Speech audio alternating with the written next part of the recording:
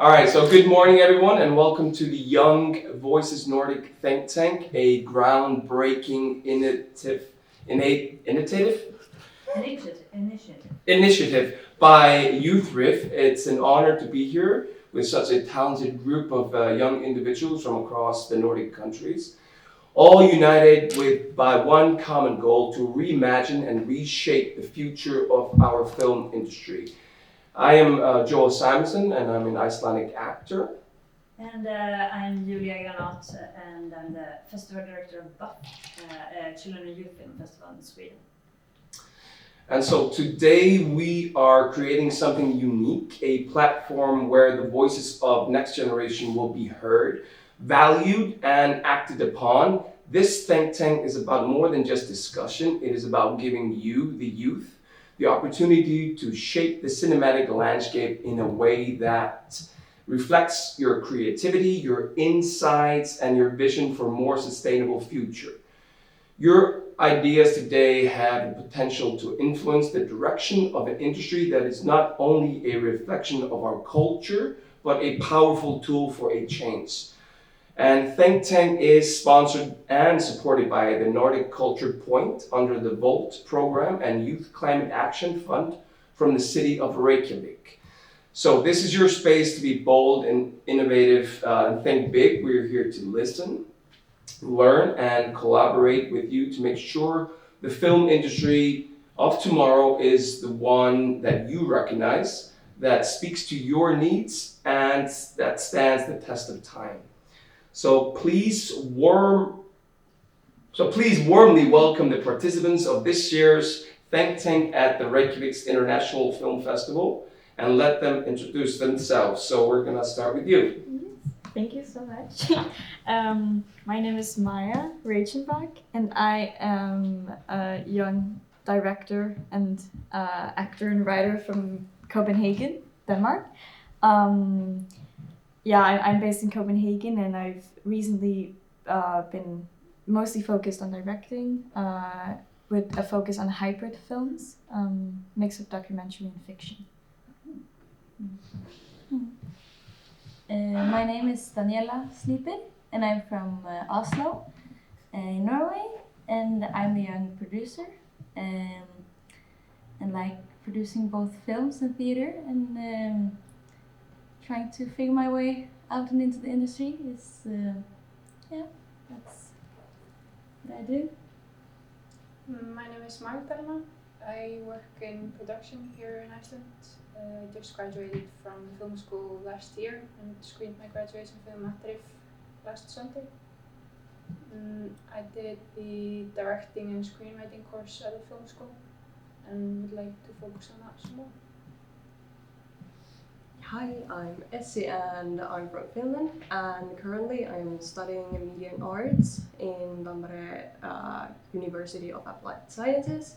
And currently I'm a freelancer working with our national radio station. We're working on a children's animation for people who are trouble to learn and have some difficulties with learning. So yeah. My name is Noah Anghem, and I'm from Stockholm, Sweden. And I work as a cinematographer, first AC and second AC, mostly in the commercial industry. I'm trying to make my way into the drama field. My name is William Gruber from Stockholm, Sweden, as well as Noah. Been working now as freelancing director of cinematography. I've been working in films for about 6 years now. Started off as an actor for 4 years. Then I wanted to do some more behind the scenes work. Also right now promoting my first short film, trying to get into festivals and stuff. So that's what my year's gonna be for the rest of the year.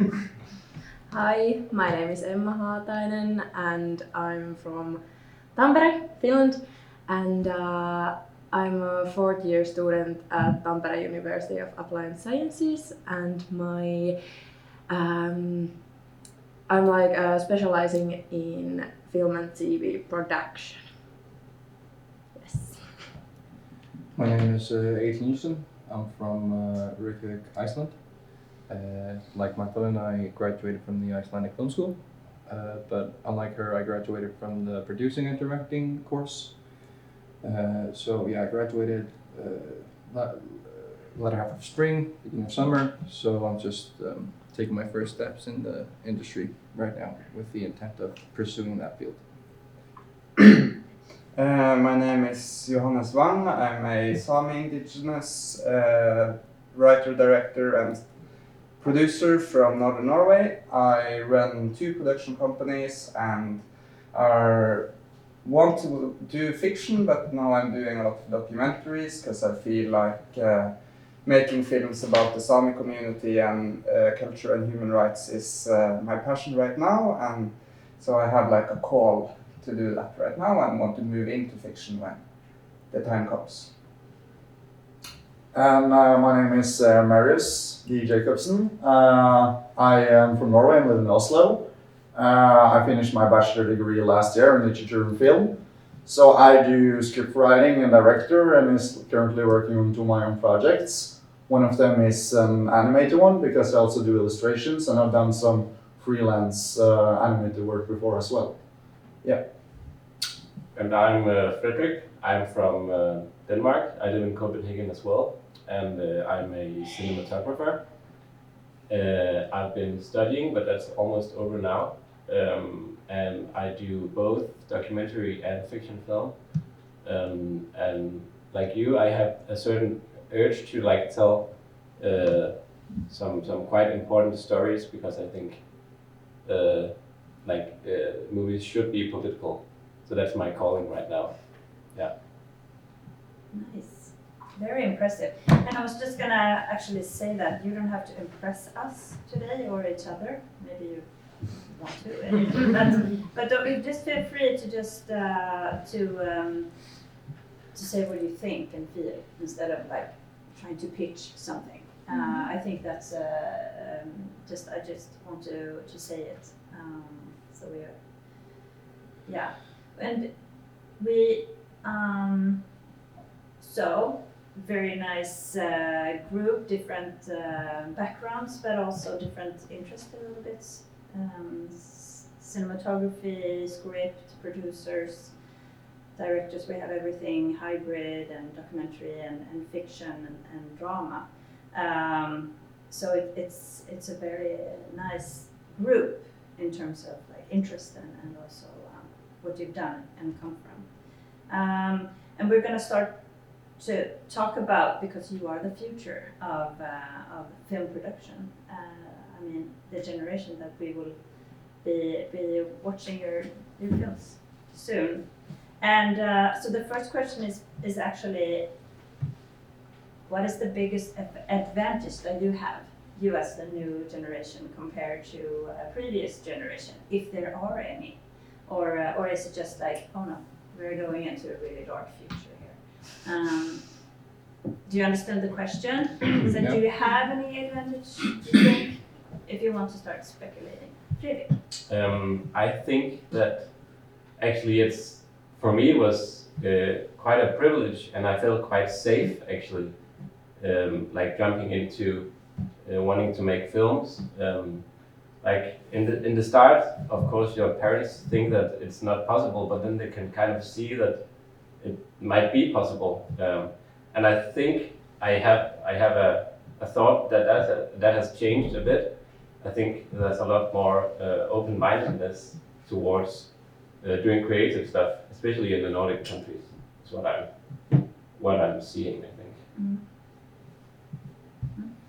I would also, yeah, it's very true, and I think now that we live in a, change the subject a little bit to a source of information. We live in a time of information with phones and social media, and if we go back only 50 years, we didn't have phones that we could make things with. That's a huge that advantage that we have. I would say just anybody with a phone, almost anyone has a phone, can make a movie or moving image. It's a big advantage.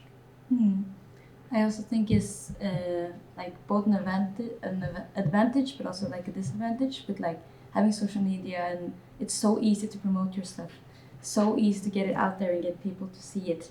At the same time, it will also be way more competition. There's so many more people that can do it, and like the platform is just like so huge. You can do like on every single social media. It's not just like one. So I think it also makes it hard, as well as it's so easy to do. It's like a balance that we have to like learn in another way than I think it's been done before. Yeah, we're all storytellers now. Yeah. Yeah, just to expand on Noah's point, there's just less and less excuses to not go out there and make films. Like you said, we have a camera in our pocket. That was not there before. Furthermore, there's way more open source education when it comes to filmmaking, like just on YouTube. You don't really have to go to film school, you could argue that. There's a lot of open source software as well that you can use for free or for cheap. So yeah, if you have the willpower, you can just do a lot of the things yourself. But with all that said, if you want to create something that you want to have financing for instance, is that a hard thing to break into the film industry? Is it harder, you think? Now we're just speculating, because it probably used to be hard as well. I'm not sure if it's harder.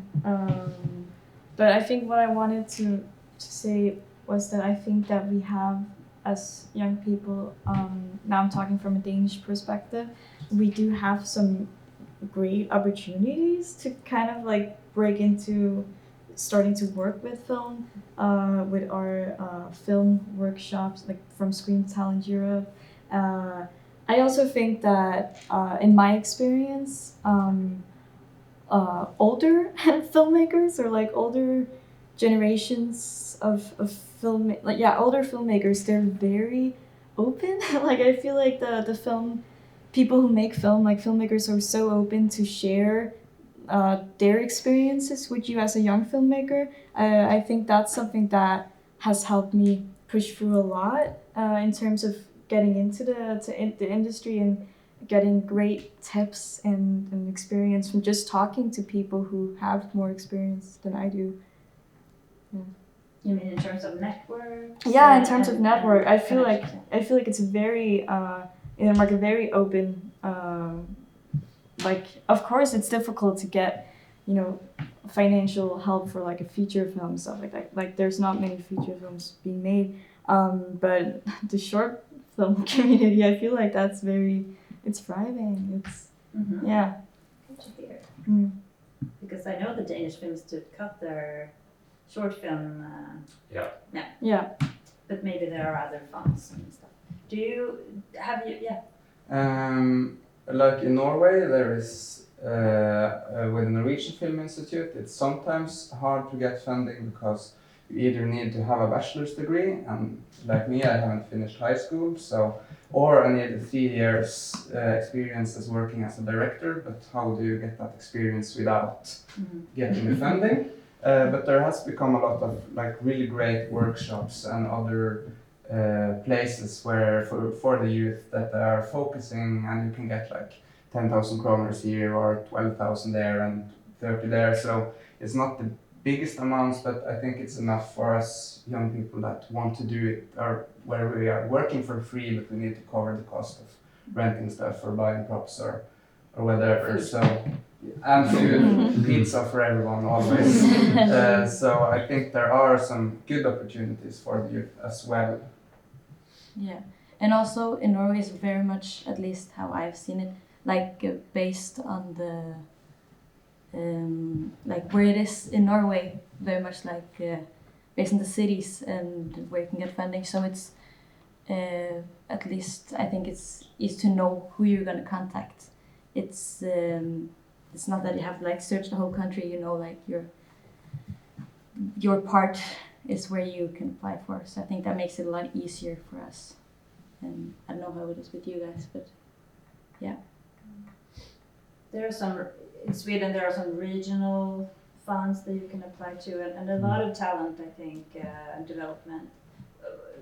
Have you any experience with that in Stockholm, Sweden? Yeah, like I think Sweden has been, from what I talk with like all generations that have worked, that like it is easier to like now. I think more production companies and places wants to buy up stories that are a bit more different and trying to tell another story about LGBTQ people, people of color, that is more in general, like, yeah, if you're gonna make a short film, you're not gonna get the biggest budget, but they do want to try to buy those to have on their streaming sites or something.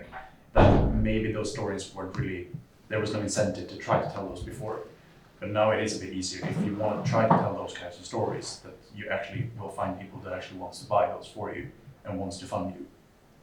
You still, yeah, it's the feature length thing is like, that's probably not gonna happen because we make so few of them, that's my sense as well, but like, and especially in the short films on like all the big platforms, like you do see a lot more of that, and they are promoting that they want more creators to do stuff like that as well. So that's something I think that wasn't in the past in Sweden. Yeah.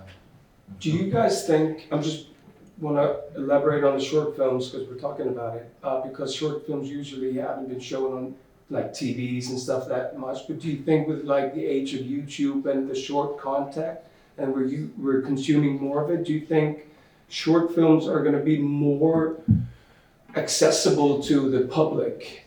Do you know what I mean? On streaming services or like short, you know, just a straight up short film on Netflix or Hulu or whatever? I definitely think that it's going to be the future because we are like now used to this short form like from TikTok and you know, so I think the future people and audiences will be like more open for short films also. But I think I agree. I think that it's gonna be something that we're gonna see more on like bigger platforms as well. But I think then there's something that we need some more, I guess, some more like financial help for it in a way, because I feel like I'm so curious to hear about how it is like in Norway and stuff like that with the financial support you get from creating short films, because I feel like sometimes in the Danish like short film community, because we do not there's not that like much financial help and we don't get paid to do short films either. There's some filmmakers who are mainly focused on the short film format as like a way for them to show like, hey, I can make a feature film, you know, instead of focusing on the short film format as like a format on its own and like how to work with that. There's a lot of focus on you know, seeing this like short film format as just a step on the way to creating feature films. And I think with the short films becoming a bigger than what it is already, there needs to be some more like support for it as well in the future, I hope. I mean, Joel mentioned Netflix, and I don't think that shorts are going to take up any more space in the near future, at least with things like Netflix, because as I understand it, Netflix prioritizes minutes watched. And so they like to make long TV series and stuff to like just keep you watching.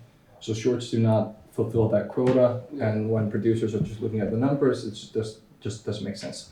Except when it comes to awards races. I know Netflix has won an Oscar for a short, for example. So there will always be that, but there could be like another streaming service with like a little bit of a different user base, a little bit more niche that could potentially elevate it. But really mainstream, I don't think it's going to change all that much, personally. Yeah, and I was kind of thinking about the same in Norway as well, because like I think we kind of have a good short film culture. We do some great ones, and like you talked about the Oscars, we were nominated for a short film Oscar 2 years ago or something, and a student film won the like student Oscars and such. But still, like I didn't feel it was not enough talk about it in the medias, in the Norwegian medias. Like they didn't cover it, so it kind of felt like it wasn't it like to show respect for the short film format as well. It would kept under the radar. And we do like NRK and other channels, they do like show short films and have them on websites. But it's not like something that comes up where you can see like, you can search if you want to do that, but I think it's like mainly people in the film industry that's knows of that, yeah. Yeah, I just wanted to jump on what you said earlier. I think it's a very common thing here in Iceland as well, that short films are usually just considered a proof of concept before you apply for funding for a feature film. I'm pretty sure if you go through the Icelandic Film Fund, you need to show them that you're able to do a short film. So it definitely needs to be elevated and it would need some like proper initiative to do so, which would be lovely because short films are amazing and it takes a lot of work to make a whole story into such a short format. You definitely need kind of to have more. It's more of a thought process to say something big in a short amount of time. And also, I think that when the short films, I think, are going to be like more popular, and when we find like bigger audience for short films, then we can make like it's easier to find funding and financing the short films. But are you positive in the future in terms of making a living out of creating films? Or do you think you're gonna have to have another job? Well, in Finland's perspective, we are pretty much in trouble with cultural field overall because our government wants to cut the budgets and fundings like a lot. So getting into that field and making a living out of it is pretty difficult right now because they're just cutting the money away. So you just have to have your own money to make it there, basically. Yes, I agree. Yeah, 100%. So it's been a very big discussion currently. Like we're trying to make it here that how important the cultural field is, especially since there is a lot of similarities in filming industry, like similar TV shows and films are currently producing and produced.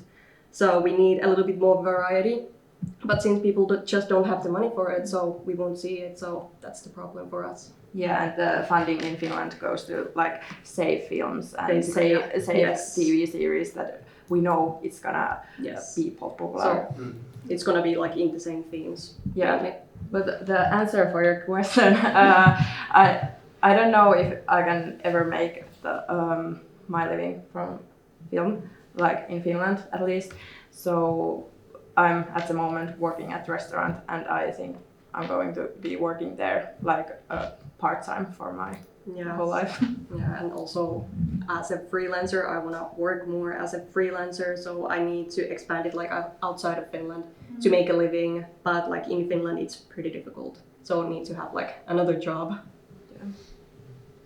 Yeah, because like Sweden has a lot of similar issues right now with funding of like how the government's right now trying to cut everything more with the arts in general.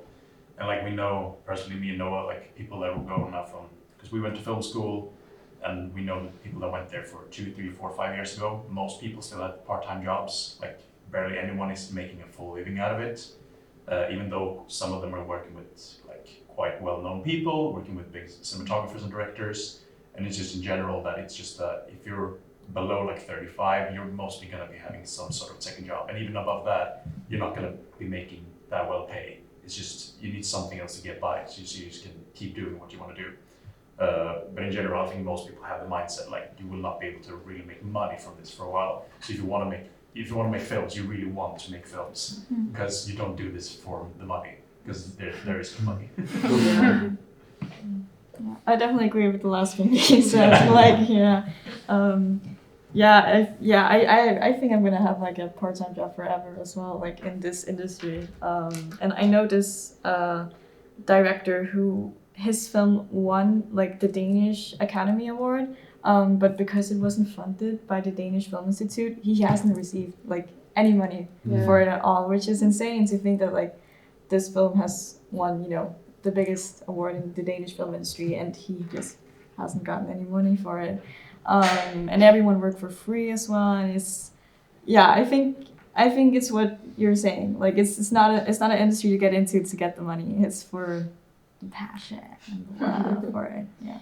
But are there somebody that you can ask for tips? You said that you were introduced to a good network, but now you are a network, and there are some funds, like European funds and things like that. Do you have access, or do you know who to contact in order to get more information about actually applying for those? Because that can be like larger sums of money.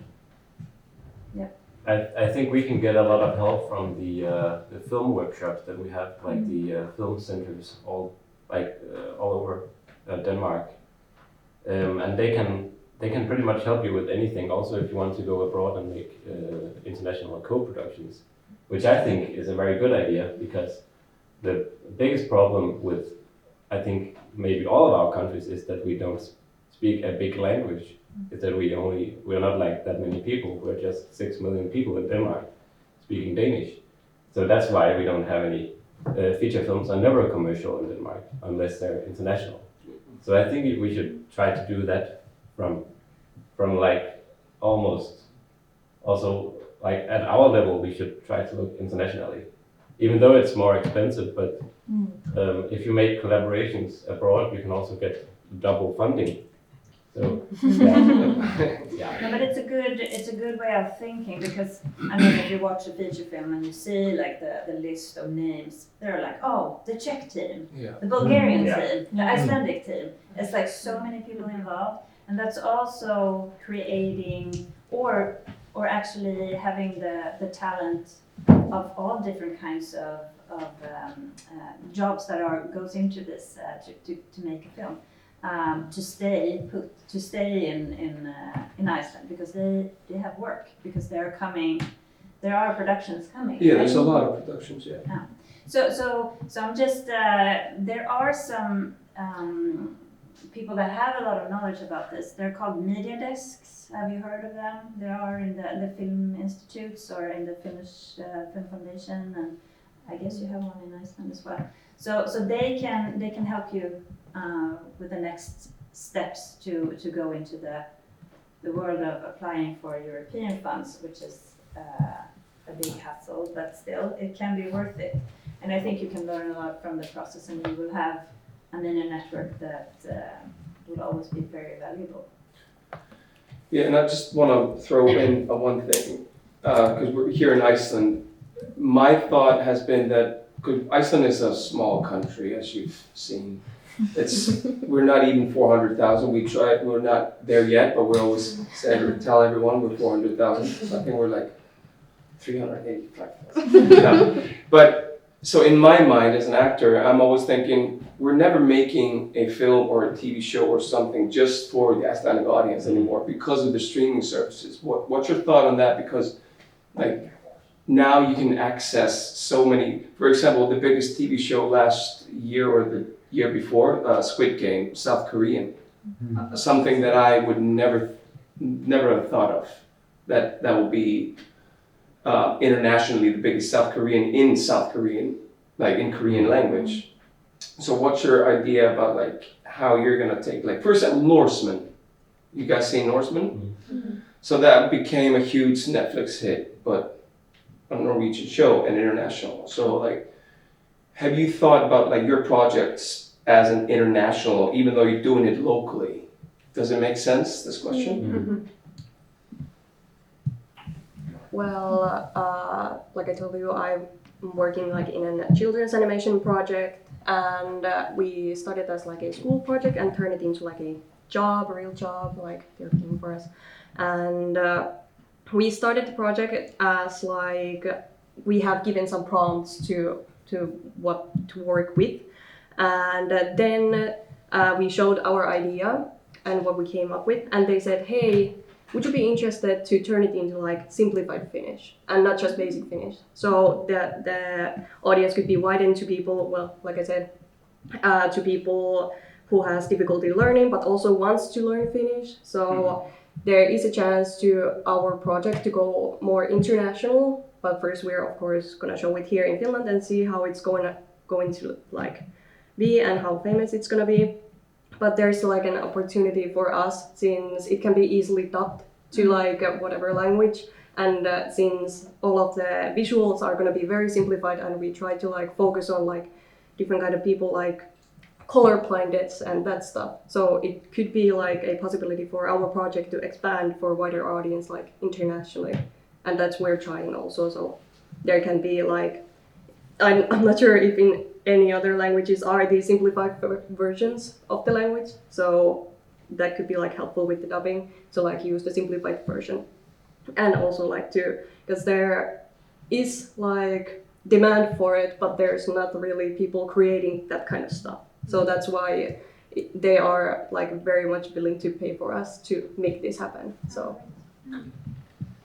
And I think like for the Norwegian case, we have like I feel these days more emphasis on selling like culture films that like brings forward Norwegian culture than rather just normal films and filmmakers. I think for international audiences around the world, when they think of like Scandinavian films, what comes up for Sweden and Denmark perhaps is more like names, big names, directors. But from Norway, it's more like culture things like, yeah, the Netflix Viking show, yeah, the big troll disaster movie, which was apparently huge in the States and Japan, yeah.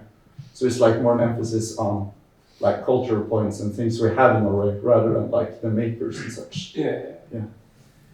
We also see that I worked as an assistant on a Nordic noir crime drama series that was absolutely butchered in Norwegian newspapers. It got ones and twos and everything. But it was a hit in Latin America and Venezuela and stuff because we had added a lot of like drone shots of Norwegian mountains and it was like a very, very beautiful painting of Norway, even though the story was like, and I think that is something we are adding for the international audience, but I don't think it adds to the drama or to the value of the storytelling. We just paint a nice picture to sell it to abroad, and I understand why, but so maybe it's a way that we can push our stories into the international space while showing our beautiful nature and dunads and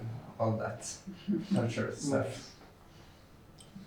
Yeah, I was working as a cinematographer on a short film with the director just a couple of months ago, and her plan when she made the story, like she had a story she really wanted to tell, but she was like, I know that this is not going to get huge in Sweden probably, so the story is very much about like Germany, Finland, and Sweden, so like all the characters switch languages all the time, just so she would know that when we are in post-production, she could try to sell it to those countries as well, so she can get a wider audience.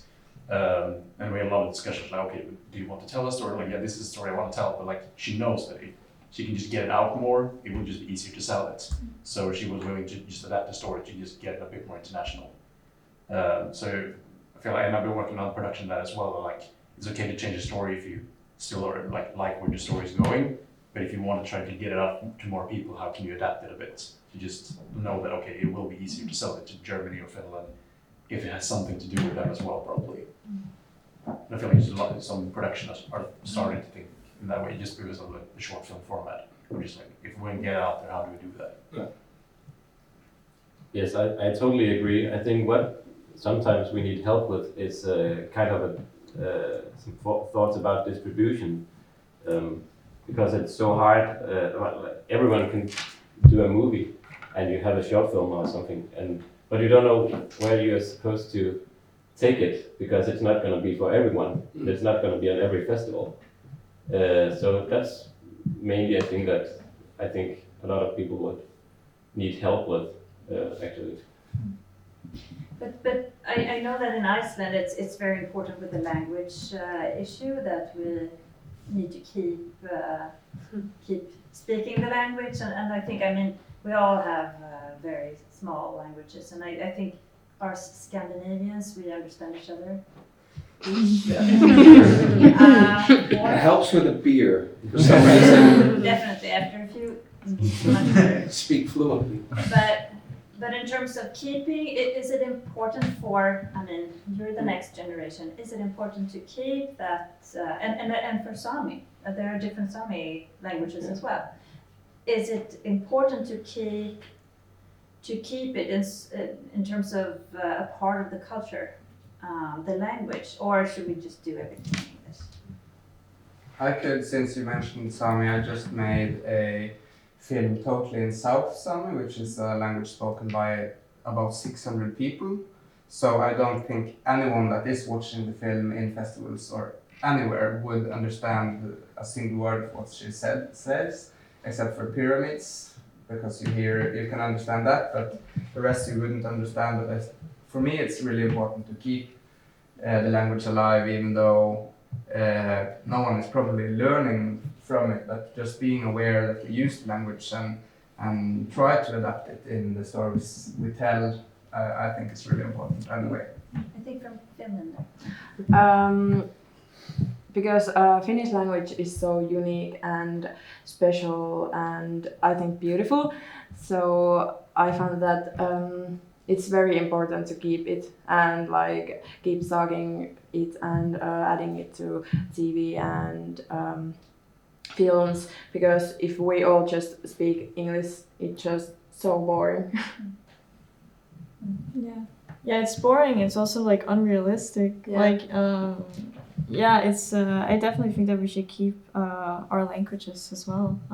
To, yeah, definitely. I think it should be considered an artistic choice, that it's only in a specific language. For instance, I love Beautiful Beings, which is an Icelandic movie, and it's magical because it's in Icelandic, and I don't understand Icelandic, but I think it's a beautiful language. And I think you can use that in all your different respective countries. But I also think you should be open-minded, not to just do your own language. I think you can mix whatever you want. Yeah. I just also think that like the Nordics are not one of those European countries that uses dubbing when they watch other movies and television shows, that we watch in the original language, and I think that's really important, because I think exposure for that is easier to like learn and take in other cultures and film and art as well. And I think like when our parents' generations that are much better than the different Scandinavian languages, and ask how come? How are you so much better with Swedish and Danish and such? And my father said it's because when I was young, we only had like 2 children movie channels. It was Swedish and Norwegian. So that's kind of exposure led them to like have a more of a cultural understanding. And I think that's the reason why it's so important that we also have to like watch movies and television shows from the other countries in their languages to like learn from each other as well. Yeah. Yeah, I just wanted to speak on like, because of the Icelandic has often been talked about as a language that might like not die, but it might get so integrated with English that it would not sound the same in just a few years. And I would say kids today don't understand a lot of the words that their grandparents use, and it's just we need to be very awake and alert to keep it going. Specifically with like social media and AI and all the new like lingo that we have to make for technology and stuff. So not just like a cultural thing, because even though it's super important as a thing, because if we're seeing a movie from a different country, it's almost like a mirror on its society. So of course the language is super important, but just as a thing with Icelandic, it's super valuable to us as like a heritage. So we need to protect it. Yeah. Yeah, expanding on what Martin was talking about heritage. I mean, Icelandic from the languages around this table is close to Old Norse, for example. So if Icelandic would be to disappear, it would just like years and years of like culture would be kind of lost. And if we would lose Icelandic, our just like societal culture, like some of the words we use are like directly tied to our culture and don't have it in English, etc., etc. And personally, I identify very much with Icelandic. And for example, when I'm listening to music, I do not get emotional when I listen to English music, but it's something about Icelandic that just like taps into my being. So I do get emotional when like listening to Icelandic music. It's something it's clearly like it's my language. Yeah. So yeah, I find it a top priority to protect it. Yeah, for sure. Sorry. No, I think it's very interesting hearing like yes, because like I started talking about like how language might disappear in a way. So I think it's very different. Swedes consensus in general, because like a lot of more artists are just singing in English now. Productions are moving into English, and it's not like a big thing that people are really worried about. And I just think it's mostly because like more people speak Swedish than all the other northern countries like respectively speak their own language. We don't have that fear it's going to go away. but that's because we don't really think about it just because we don't have those issues right now. That could potentially be an issue. Yeah. And I think you can just tell in media that so many of our biggest Swedish artists are just moving into English. Productions are either just moving to shoot in England or something, or just doing the production in English anyway. And somewhere because I worked in a production, we had a lot of Finnish people and Icelandic people, and they were bothered, but they had been working in Sweden 3 productions in a row, had moved to English, and they were like, why? We don't understand this. And Sweden why? What does it matter? Because we just don't have this problem, our language disappearing at the moment. But it's just because we are a little bit bigger of a country, more people speak it, so we don't have that consensus. But it is something that when good Swedish films are made in Swedish, people want to try to promote that still. Or when a good Swedish album comes out. It's we don't get that we rarely get that when it's really good. So I think that's when it becomes more of a cultural thing. It was a long time a good Swedish artist read something in Swedish, and apparently people have started noticing that a bit more, something has changed. Yeah. Yeah, and I think it's also in schools in Sweden, and I know Denmark, it's in our curriculum that we need to be exposed or learn about the different Nordic languages. I don't know if it's the same in all the other countries, but I think it's a really good thing because we do have a lot in common. I mean, we will probably never learn how to speak Finnish because it must be the most. Well, we are our different kind of family tree of languages. Yeah. But we do have mandatory Swedish because of the I'm really sorry about that. We're also sorry. She said it, not us. Yeah, but that's because something else. But we were the big brother of but, we're a bit embarrassed about that. But I think it's a good.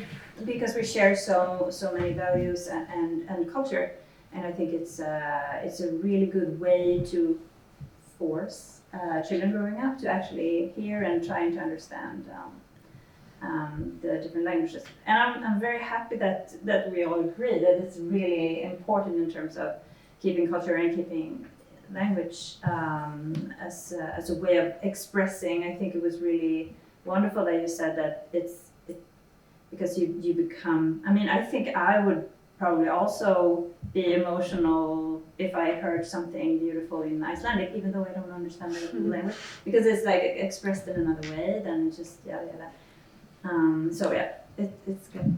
It's really nice hearing from you guys. Yeah, the language is a characteristic of the country, if it makes sense. And Sigurós, it gets everyone emotional. We don't understand it either, but they're singing in Icelandic. Now, I'm wondering as well about, because of YouTube as well, what do you think about it? Because we're talking language, and what popped in my head was Mr. Beast.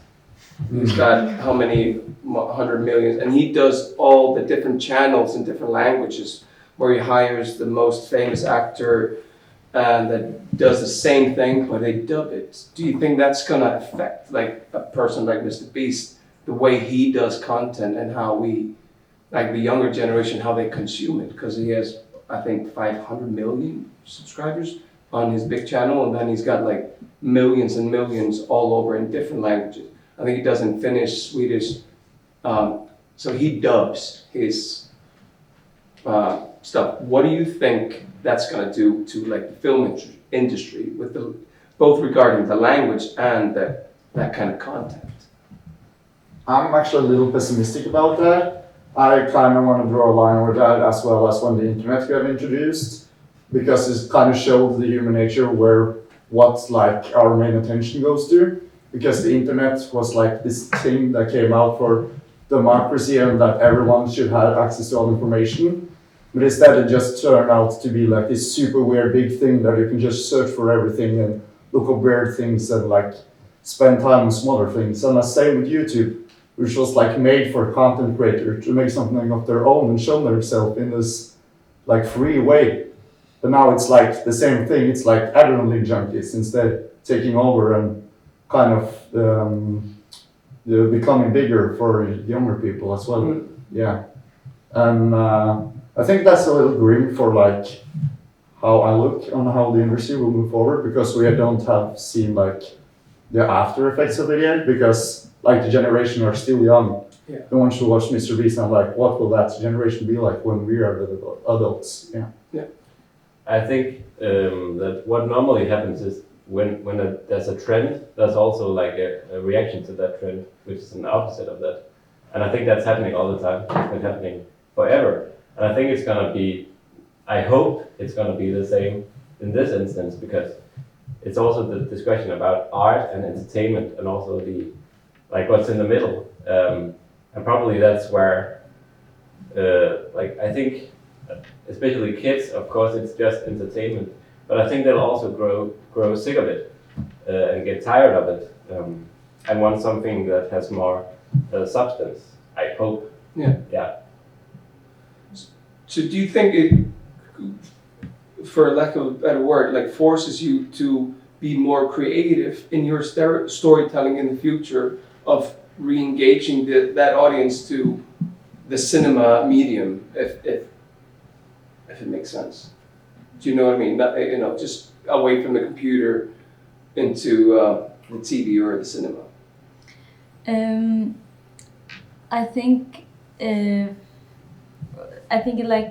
contributes more to like the feeling of like mass production, just like making stuff to make stuff and not to like, it's like film is an art form, and I feel like it's such a big part of like, with like just dubbing over the same thing, it just mass produces something else instead of using time, because it's such a big part of it. And I think it's the reason that we like it so much, because we use time on it, and we like we want to create it, not just like make stuff. Which I think also like AI is also like a big part of that, just mass produce stuff, and the same with like all the different mediums that we can, like all of this just makes like a mass production. So I also think it makes it harder for us as young people to become like a creator, because if you want to make stuff, like the work where you can get like experience is all in this like mass medium things. It's so much harder to get into like feel that feels more like cinematic, more like, okay, but this is more real. And it's the same with English. I feel like with the English language, it's also just like mass production so that more people can watch it and you can earn more money. But when it's your own language, it's for like the art, for the feeling of making something that means something instead of just making it, which I feel like it's, I don't know, kind of like how that will end, that circle. But at least that's like what I really want, to just like separate it or not make it the same thing. It's like it's almost two different mediums, like one that is just mass production and one that is actually art. I mean, to join Marius and being pessimistic, I don't know if the path we're on, if it can be stopped at this point, because it's a societal issue that's so much bigger than just filmmaking. Just like with our attention span, like entertainment, art or entertainment, now it's just referred to as content. With like the big company, this is content. It's just like words that's thrown around endlessly, and I can't stand it. And there's a term, I know Netflix has used it. I don't know if other producers have thrown it around, probably, but there's a term that's like, if someone watches it and it's like, this is not second screen enough, which basically means this is too complicated to follow if you're on your phone while you're watching this. Second screen enough. Yeah, so They are using that term? yeah, to my understanding. So yeah, this is too like compelling, this is too complicated if I'm playing Subway Surfers while watching this. Really engaging. Yes, and this is just like so much bigger than just entertainment, so. Yeah. Because I just heard one teenager telling me this was a one-screen film, and I was like, because it was good enough. Like you didn't reach where you're from, and so I didn't know it was actual. But I think to say almost the same again, I think that's going to be like a counter reaction. Like for example, when the music developments, it came from like LPs and then DVD, CDs, and now digital, and everyone's buying vinyl again, like LPs. And the same thing happened to taking pictures, like analog photos. And then the digital world came, and now we're back to taking a lot of analog photos. And I think it's going to be the same like counter reaction to that. That's what I hope, at least. Yeah. But do you mean like longer formats, or do you mean that you're actually gonna shoot on film?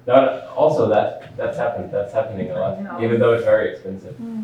But I think that I mean, it's just a metaphor for it changing back to being like people want to watch art. Yeah, just because you mentioned film, the first project I worked on 1 year ago, we shot the entire feature film on Kodak. So, and it's been one of the most popular movies at the cinema, and it's winning a bunch of awards all over Europe. So I mean, it might very well happen. But is it also projected from film, or because not a lot of cinemas have those projectors? No, it's not projected from the film itself. Because that was a hassle. I'm old enough to have been picking up those feature film weighing like 40 kilos, carrying them to different cinemas. It's a hassle. It's a good development that we have a digital films now. Can we do a little, what is it called, Gallup? Who here has been watching a film in the cinema the last week? The last month? Almost everybody. Okay. So who watches more than 10 films in a cinema per year? Just curious about like where we are in terms of cinema, if it's outdated or not. Because now we're going to talk about the audience. Yeah. And we have been talking a little bit about platforms, YouTube, and creating content. Maybe I shouldn't use awful word. It's a very good point. It's yeah, but what do you think is the future? Is it cinema? Are we gonna still create films, moving images for the big screen, or what do you think in terms of what you want to create? I think definitely there's a focus on making films for the cinema, which is like maybe more grand films and like very visual strong films, and not like traditional dogma films or like social realism films are not very popular, I don't think, in the cinema, unless it's like very like a big movie kind of feeling. So I think it's like maybe it's becoming a bit easier again to get people in the cinema as it once was. It was very hard, but I think people are going for different reasons now, because it's so easy just to watch a film by yourself. So I think it's particular kinds of movies that people are going to the cinema to watch. I agree. I think definitely it has become another experience because of the fact that we can watch films at home as well and on our laptop and stuff like that. So it's kind of like maybe like theater, like you go to the theater to experience something, you go to the cinema to experience something. Yeah, it's very interesting. We actually talked about something kind of like this at the Generation Festival, which is in Copenhagen at the Danish film school. They talked about the future of cinema and how, you know, we don't really go to the opera as much as we used to back in the old days. I think that the cinema will maybe change a bit as well. Like, I think what I just mentioned and what Frederick just mentioned, like, people are going for a different reason now, but I definitely think like it will persist. Like, people won't stop going to the cinema because people will want a cinematic experience, like, in the future as well. There has been a very pessimistic conversation about this, I feel like, here in Iceland, because there's so few of us. We have one cinema downtown that does like cultural movies and like loads of these movies that you would see at the RIFF as well. not just like the Hollywood ones. And they were gonna shut it down just a few years ago, but there was a lot of backlash. So they were able to persist, but I think it was a close call. It was because of rent and everything is so expensive here. But I think I hope it will persist, and it also has a lot to do with just marketing, because I know a lot of people hadn't been going to the cinema until they marketed Barbenheimer, and then it was just filled with people like going in and out. So that was only marketing. That was creating film culture. Yeah. To actually do, because it was like a narrative around two films that everybody needed to go see, to go watch in the cinema. Yeah. You were. Yeah, I mean, I don't think like movie theaters or like cinema will like completely go away, or like at least in the near future. I think it might change how it presents to us. But I mean, like in 2019, box office was like reaching record highs, and then COVID hit. And in COVID, I think like something culturally changed, especially like in America, where I mean people like upgraded their home theater system, and like you can get like a very good home theater system right now, or just like with 2 speakers and a large TV. And a lot of people just, I mean, when you talk to like just your average Joe, he doesn't connect to the cinematic experience in a way a cinephile does, so it doesn't matter to them as much. But I think what will make it persist is like the communal aspect that fueled Barbenheimer and stuff like that. So it will still remain, but in what picture, we'll have to see. Yeah. Oh, sorry. Do you want to go first? Yeah, I could just say I think we have to embrace some of the digital aspects, and I know on TikTok, before I deleted it, there's a lot of films that are put in like parts.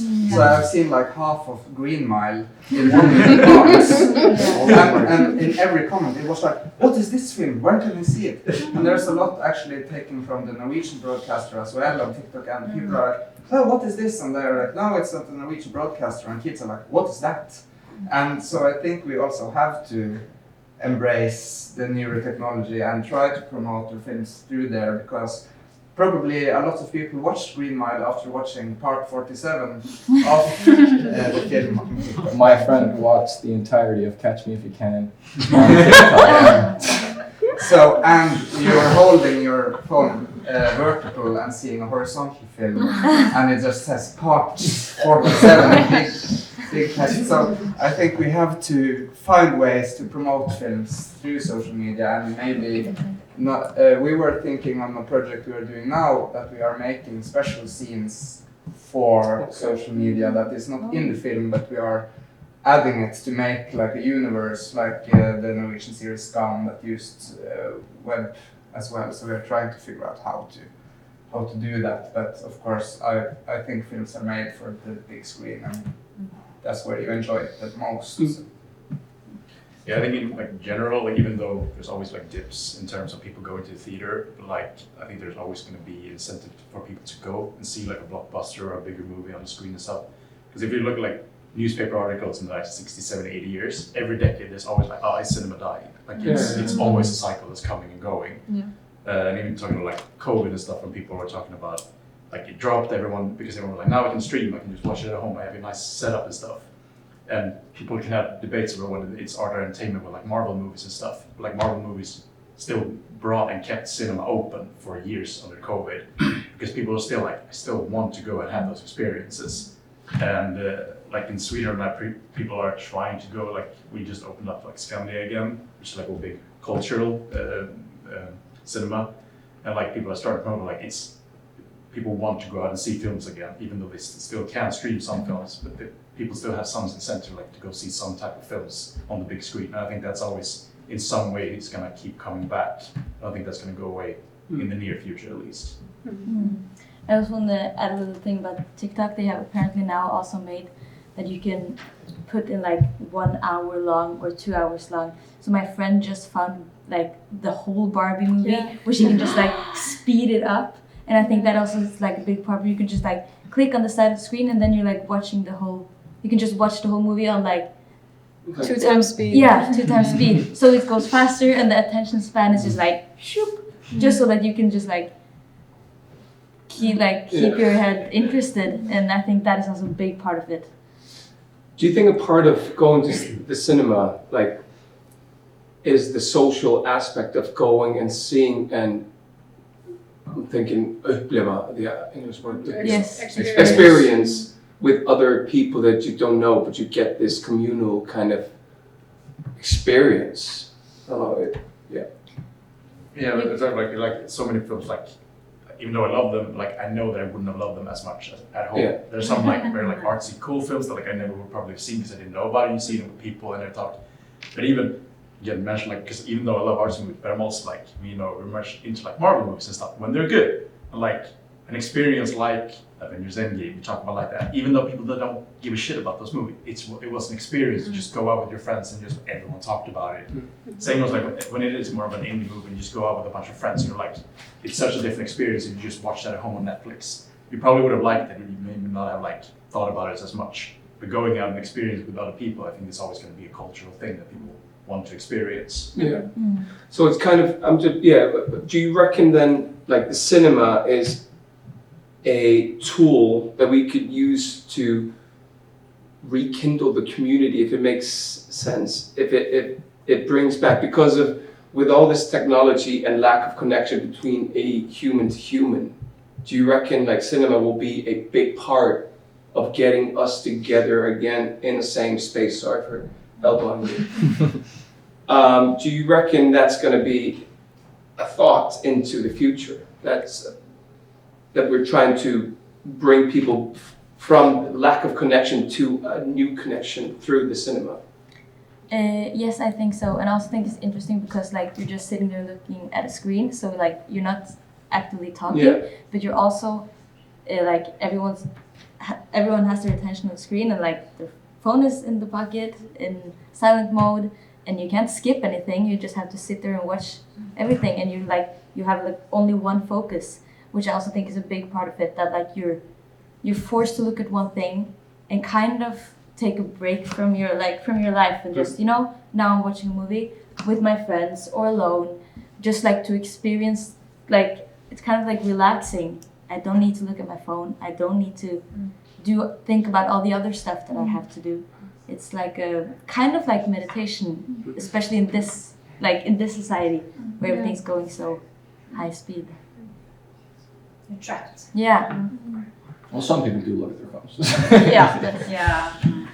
Yeah, but it's exactly what you said, like, and it's not only what you see on screen. It's like the sounds that are coming from the around you, and you see all the like colors that are supposed to be there because the cinema projectors are so good. So it's not like just watching from your laptop. It's like experience. This is maybe not on the topic, but I think it's like the whole thing, as you're saying. I was talking to an interpreter for blind people that came to our festival, and it's so important that they also interpret everything that is happening in the foyer. Now people are laughing because somebody tripped in front of the yada yada. Like explaining like what's going on in the room. And that's also part of the experience. I think it's and that's really beautiful in many ways. In Sweden, there was a debate a few years ago with a pop star, Sara Larsson. Do you remember? I'm looking at you. Yeah, I do. She was like, "Oh, it's so boring. Swedes are so boring in the cinema. They should react to the film and talk to each other and yada yada." And everyone hated her.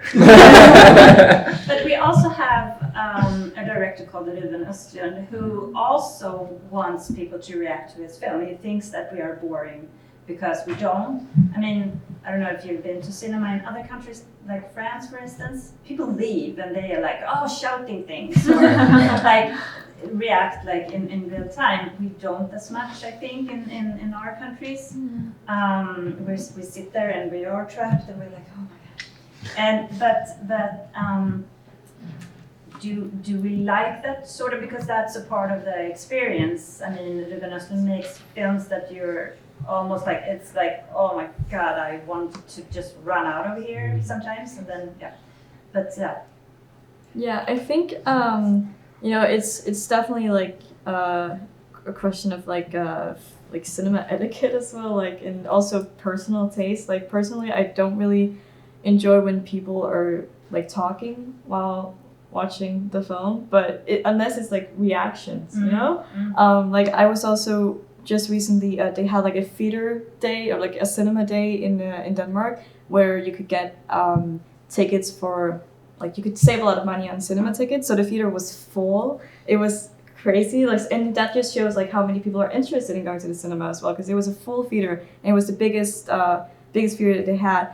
And we watched this Danish youth film, and the reactions were so loud, but it just enhanced the experience because the film was a bit silly. Like, and there was this one scene where everyone started laughing so loudly. So in the end, you just started laughing with the strangers next to you, and that really made it, an experience more than just watching a film. Like you could. Yeah, it was really, and that's what I think is one of the most beautiful things about cinema. It becomes an experience instead of just an observation. It was magic. Yeah, it becomes like more than if you were watching. And in Norway, you had a children's film called something Bocana Bruse. Yes. And they sold it as a party film for a very, very young audience. And that was also like people were singing and that's do you know about their marketing strategy? Because I was thinking about, do you have ideas about, you had with TikTok, but they actually made a song, a very popular, I don't know if you... Badebussen. Yes. It was the most popular song in Norway. And it is for like also people your age, like in Russebus and this is very like the culture, Norwegian things. But I think it's so genius.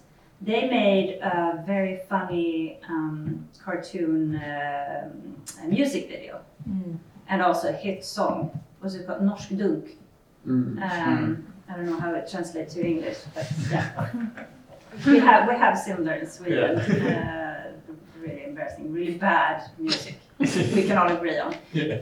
But they actually managed to create a film that the kids wanted to go and see. So they were like, I want to go see this film. And like, how can you not let your kids go and watch this film? Because it came from them and not, oh no, we were going to watch this Pixar instead because I read the review and it was good. Yeah. It's like, it's genius. Yeah, and the marketing with the song and everything, my girlfriend worked in a kindergarten at the time, and all the kids were singing that song all the time. She was probably as well. She was probably singing it as well. And so I think that was a great marketing strategy, and it's probably something we have to embrace in different, but if we are making like this intense love drama and stuff that you want to have in common and so on, you wouldn't probably make a children's song and market it, but we have to find some way to market the films for new audiences as well.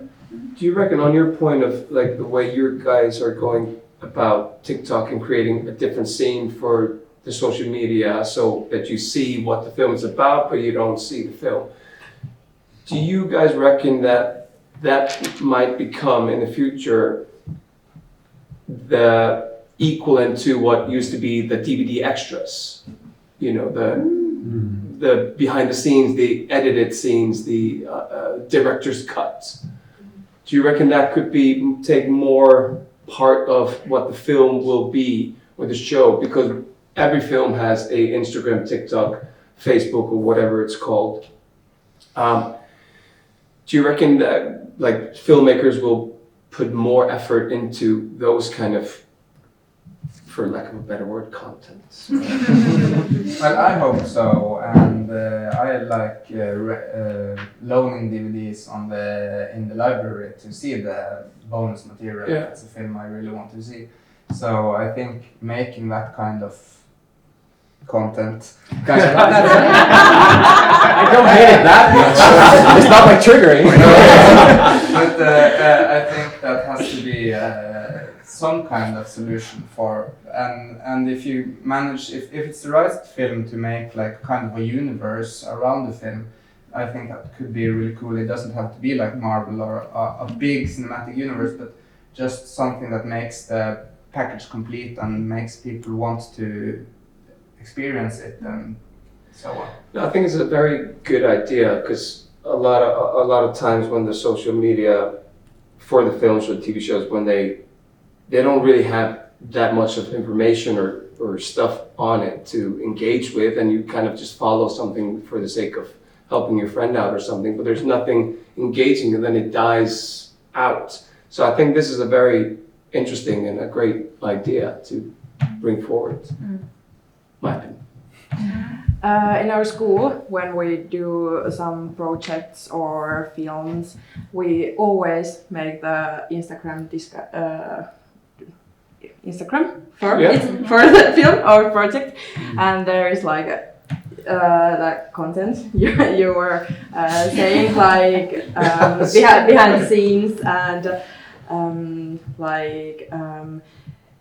director's word and some kind of like that, because we don't have money for those projects, so we try to like share it on our own Instagrams, and then like our family and friends can like go follow the film's account, and then maybe it's, like get some audience for our projects. So I think it might be a good way in the future market. But should it be, I mean, should it be mandatory to get some funding, for instance, for making a film or a TV show, or to actually work with your audience on an early stage, like to have those ideas? I know that in Denmark the Film Institute has some sort of market publicum, but that you can apply for after or during the film is made, I think. But should it be like almost mandatory to actually work with your audience at the same time? Should like narrow down who am I going to reach? If I reach you, then I can reach probably some, bigger circles as well. Like, what do you think about those ideas? Or should it just also be like a film can be like a film, and doesn't matter if it reaches its audience? I think that depends a bit on like who you are as an artist or director mostly, because there's a good example of that happening in Denmark with a guy called YouthRIFF. He's made some he started out on YouTube kind of. First he made music videos, and then he made some just free YouTube series, and now everyone is watching him, all the young people, and he just made his first feature film without he's just worked his way up through entertaining people, and I think he's pretty much the only one who's done that, and a lot of people are angry at him because he's exactly, but he's worked around all that the artistic way of going, and hasn't gone to film school or anything, and I think it's quite inspiring, even though I myself I'm not into that kind of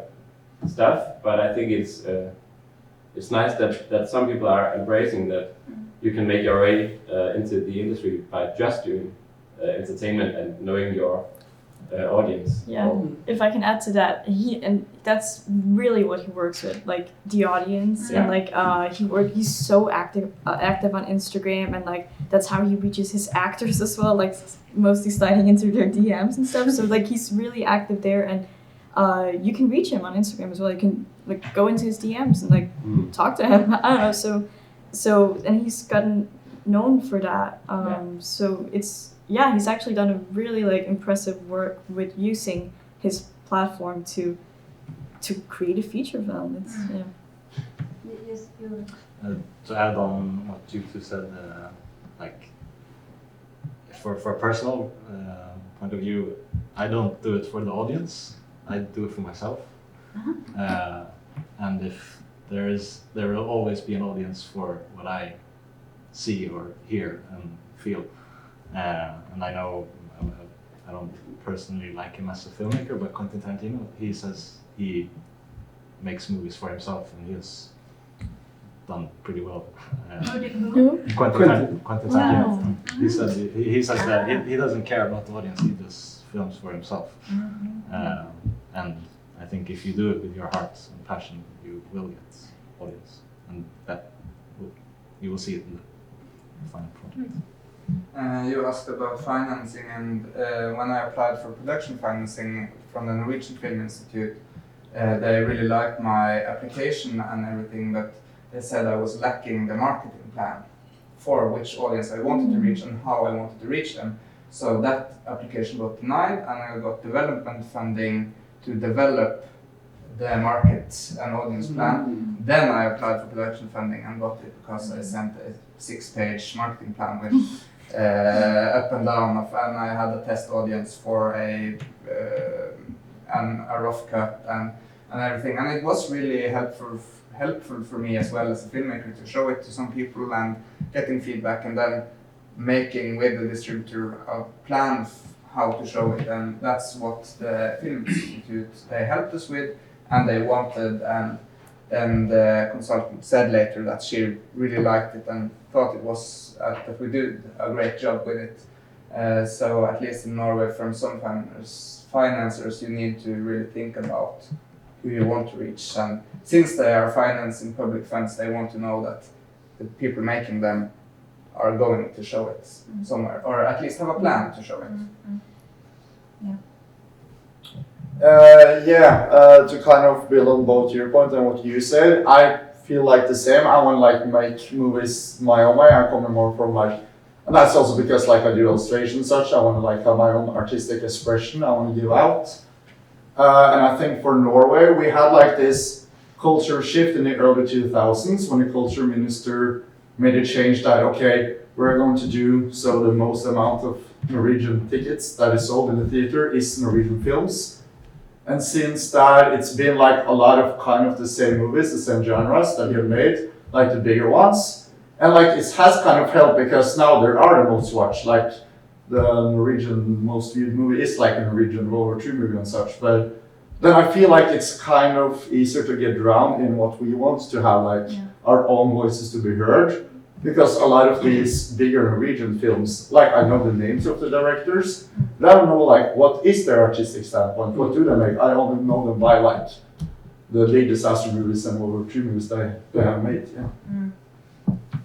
I think from a short film perspective, I think short films, a lot of people they don't really think about the audience, and I don't do that either too much. But that's just primarily a thing you do to become better and to show that you can do a feature film, as we talked about. But I think that sometimes there's got to be a respect about doing an artistic feature film as well, which is very hard to get funded, and that's what you're talking about as well. So a lot of feature films are very bad, especially there's a lot of bad feature films in Denmark, I would say. And it's rare to find the good ones. Obviously, the worst. But maybe that's just the entertainment and the art. So they don't really, maybe the Film Institute, they don't really trust that an art film can make as much money as a commercially oriented one. I think that's quite a shame sometimes. So you mean in Norway, the films, the big films became more alike, or kind of more alike, and easier to get funded and more prioritized by the Film Institute and such. And I think one of the backlashes of that is, like you said, I don't think now, since 2004 or whatever happened until now, that a lot of Norwegian audience has been kind of challenged in what they can view. So not so interesting films. Kind of. Yeah. I wouldn't say they're super bad at all, but it's kind of monogamous what they're watching, and the same mold. The same mold. The cookie cutter kind of stuff. Yeah. Just to expand on that, like the Norwegian Film Institute just a few years launched the NEO initiative, which is a program for filmmakers making their first feature film with their new voice. And so there are there are three ways. There is a one that's called the market funding, which is done by like what films have been made and what has been shown a lot and what has a great market potential. There is a more artistic way, and there is the new voices thing that has some millions. And I know 2 directors that have made their first feature films, Sami feature films, through that. So I think the Norwegian Film Institute is, they are not perfect, but they are on a better path with allocating funding that is made for newer voices. And you can't apply it if you have made a feature film before. So it's for, if you only have made shorts, you are in that category. And I think that's it seems to work out, and the directors that I've been working as a crew on their productions, and it seems very valuable. And I've talked to them, and they say that they got a lot of good response. And one of them is 42 years old. He has made 26 short films and music videos, and now we made his first feature film that premiered in Toronto, and he has gotten a lot of great help from the Film Institute. So I kind of disagree a bit on that it's not just World War movies and big things, because there are allocated funds that are for new voices that want to make something really different. So, But you say around 3 feature films per year? I'm not sure. I think they have around 3 or 4. They don't have the most money, but the Norwegian Film Institute allocates funds to between 12 and 16 feature films each year for production. Yeah, for production funding. So, and if 4 or more of them are for new voices, I think that's a great start in a way. That's not very many. Is it also documentaries in that? No, that's the fiction features. Yeah, and then you have drama series and documentary series and documentary for cinema in addition to that. Okay. But are these films watched by audiences? Or do they reach their potential audience in cinemas, or maybe it's hard to answer? I'm not sure about the other films and the ones that I know the directors, they just got it. And the one that premiered in Toronto had an opening weekend of, it was I think 5,000 people, so it's not the biggest, but it's a Sami youth film, so it's not like the greatest audience to start with, because there's not a lot of Sami youth anyway, but I think it did great for a starting weekend, and it shows that they got 8 million for that in a film with a 20 million budget, so what's a big chunk of their money to make a film that's different from everything else. There are no Sami youth films at all, except for this one, so it's a start, I think. Are there any other ways that you have worked with the audience in mind when you have gone into productions?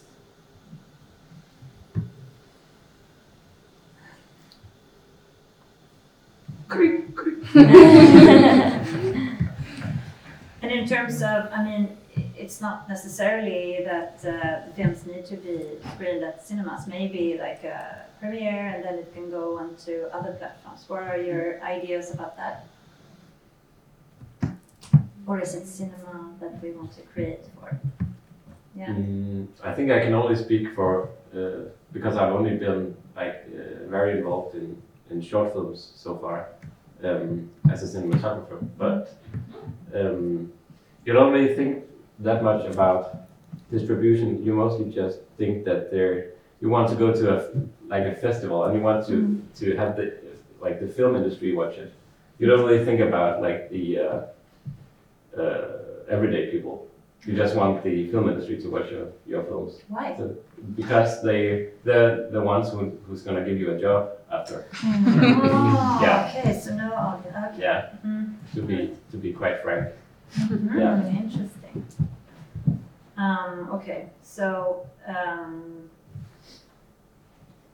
but what in the things that you create do you want to spark the interest of the audience? I think, I mean, I think the audience, I think the audience is like you said in the beginning, like, or I don't know if it was you, but like political films, or like to create something maybe to make the audience think about important things, and what is that, like the impact that you want to have on the audience? Have you ideas about that, or just entertain? That's fine as well. I think it's like a privileged artist complex that a lot of people have, that we don't really, as filmmakers, we don't do anything good for the world. Like we're just like doing all of this stuff for ourselves the most of the time. And I got sick of that at one point, and then I wanted to like focus on doing something that I thought was important, because it can be important, definitely, but it just takes a long time to get to a point where you can make something that feels important, and that's because the important stuff is going to like everyone, it's going out to everyone, and getting there is the hard part. So you have to, you have to work your way up like that staircase. Yeah. I think it might depend on like the story and the method as well. I mean, for the hybrid film that I did, that was an activist film, and again a mix of documentary and fiction. So we participated in activist activist actions, demonstrations and like banner drops and stuff like that, where we also, like on set, I guess, on location, like tried to connect with the activists we were engaged with, really tried to like, include them as much as we could in the filmmaking process. So we were really in contact with this group who were so kind to, let us into their smaller activist group and go into this this climate action in front of a mosque. So I think my point is it maybe depends a bit on the method, because we did do documentary. The audience like automatically became part of the production as well. The people we were working together with, and yeah. That's a good method, I guess. At least for me, I think it's used to get a little bit blinded about like by the thought of, I need to get some experience, that comes in many ways before the actual goal. Like, okay, but I'm doing this for to get experience so that I can do something later, instead of having already having the mentality of, okay, but this is gonna be something good. But more like, okay, but if it's not good, then at least I learned something. It's, at least for me, I feel like I get very much into that pattern that it's to learn and not to I'm not old enough to make something good. I agree. Yeah, it's kind of you get into a little evil circle. Okay, but I will be, but right now I'm just not. Or I'm trying to be, instead of having the mentality of being. Because it's, as we all say, a lot of people have been working, you said you worked for 5 years, and it's hard and there's no money in it. It's kind of okay, but where's the positive mentality of, this is gonna work, and I'm making this for these people and for this matter. It's more you very much get into I'm working because I want to make something, and not think about the things you're making. I definitely agree. If I can add to that really quickly, and I think that's maybe again because of how we perceive short films as not as big or as something that can be taken as seriously as a feature film maybe. So sometimes short films can just be perceived as again a step, it's but not really something a serious stones step over, but just something to just a practice thing maybe. But it can still make a big impact. Definitely. But you kind of have to be aware of the fact that it actually can reach somebody maybe I can do this. And I feel that's the thing you're forgetting on the way. While you do it, you're very much in your headspace. But I'm just learning. Okay, so if we conclude, cinema's gonna survive. We declare. Yes. Good. We can make more Bokanabru's films, party films, Norwegian party films. No, but I think that's such a great idea about actually, I don't know if they thought about that first and then they made the film. I don't think so, but it's one way to go, which is fun and nice. And it was the most seen Norwegian or most seen film in cinema in Norway. No, one of the most seen, at least for the children's film, and it was nominated for them on the award as. It was like 500,000 people. Yeah, it was a lot of people that saw it. So. Yeah. Should we do the last? Yeah, part I think that's very interesting. Yeah. Oh yes. It's a little bit the same. It's a little bit about the same, but we'll add on with the implementation of AI and that kind of, what do you say, kind of like the ghosts lingering above us with AI, with all you can write scripts in 5 minutes and it can edit, shoot, and it's only going to get better and better. What are your thoughts, both of them? Are there any advantages, disadvantages of AI into the film industry? And what will be the end, consequences of it? Okay, yeah. Okay, so I'm an optimist.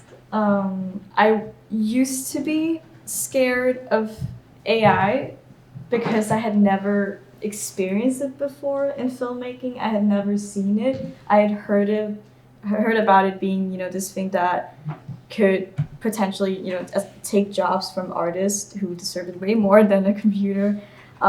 So I used to be very negative about it, but then I experienced a feature film from a Danish director last year who used AI in his film.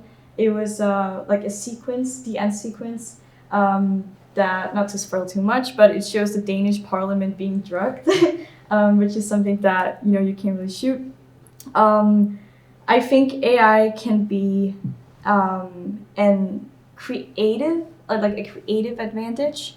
I think that as an artist, it's something that I can use as a tool. I have actually done an AI sequence in my hybrid film.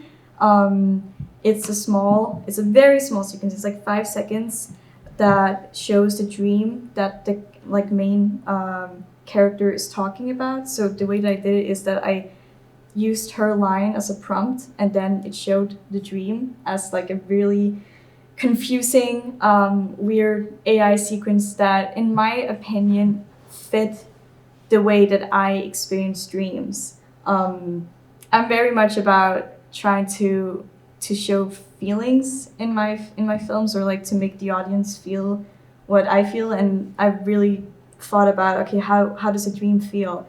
And I think dreams are so confusing and weird and do not make sense, and I think AI can replicate things that are confusing and weird and don't make sense, and it's always so fast changing and stuff, that I thought it was very fitting.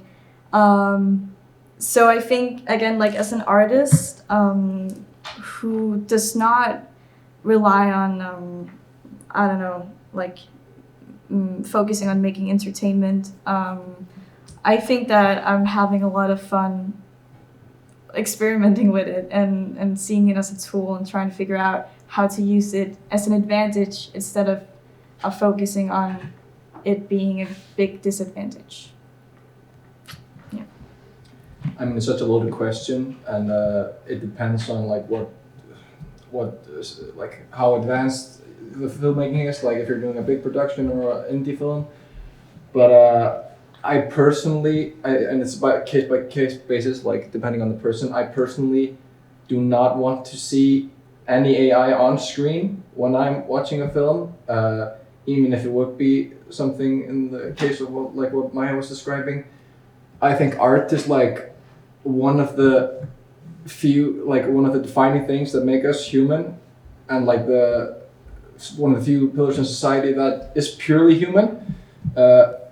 I gravitate towards films with where the artist has a very direct vision. It's a very personal story where they're expressing themselves, and if it's not your expression, I just don't really want to see it, even though you're using it as a tool on screen. I also think, in terms of ethics, it's very murky. AI it gets training data. It gets training data without paying people. They source training data from places they're not allowed to. There are many lawsuits going on right now, including in YouTube's terms of service. It says that you're not allowed to lift content to train AI from the site, but an AI has still been caught using it. And as a big AI company, some futurists say it's just not sustainable, like money-wise, without like stealing. So yeah, it's just it's very murky in my opinion, and comes down to creative expression and just like ethics for me personally.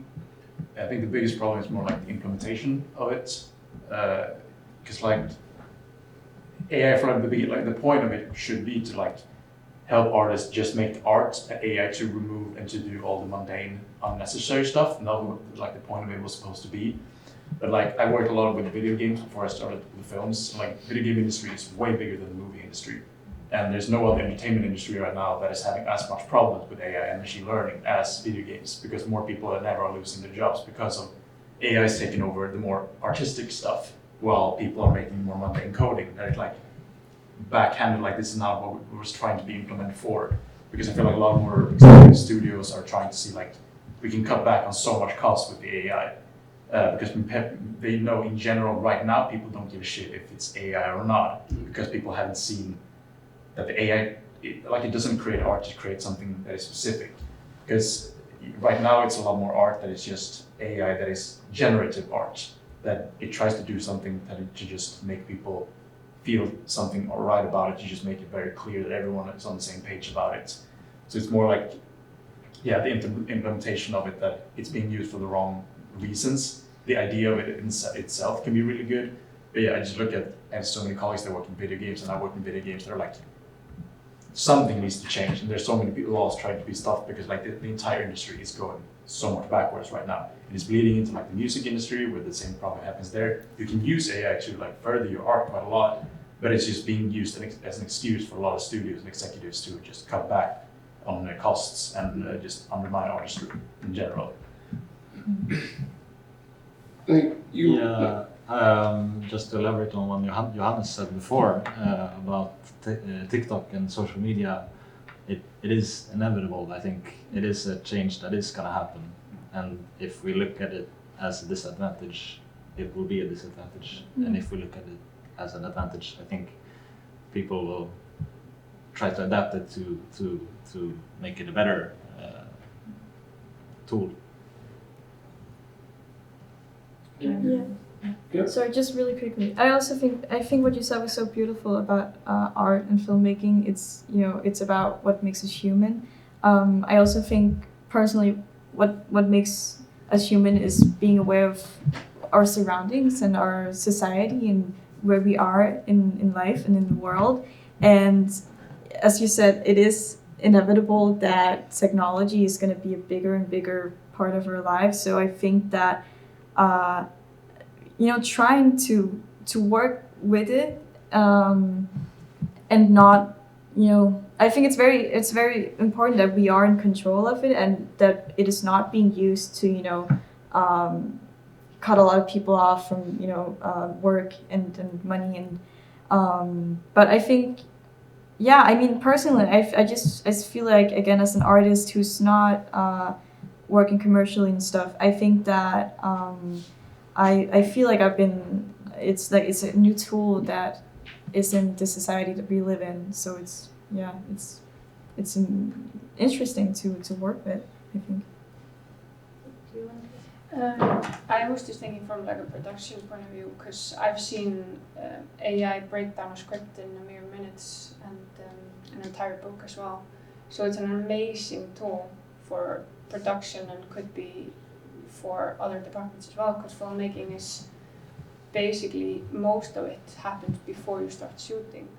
So, and I think I would agree as well, like if it's inevitable that it's gonna happen, it's gonna get better, and we're just gonna have to live with it, and we just have to take control of the narrative, I guess. And learn how to work with Adapt, it. yeah. How to work Just with like everyone, like the people before us had to adapt to technology advantages at that time. You mean us? Yeah, I was looking into your eyes. I was Acting age 18 to 25, sorry. Yes.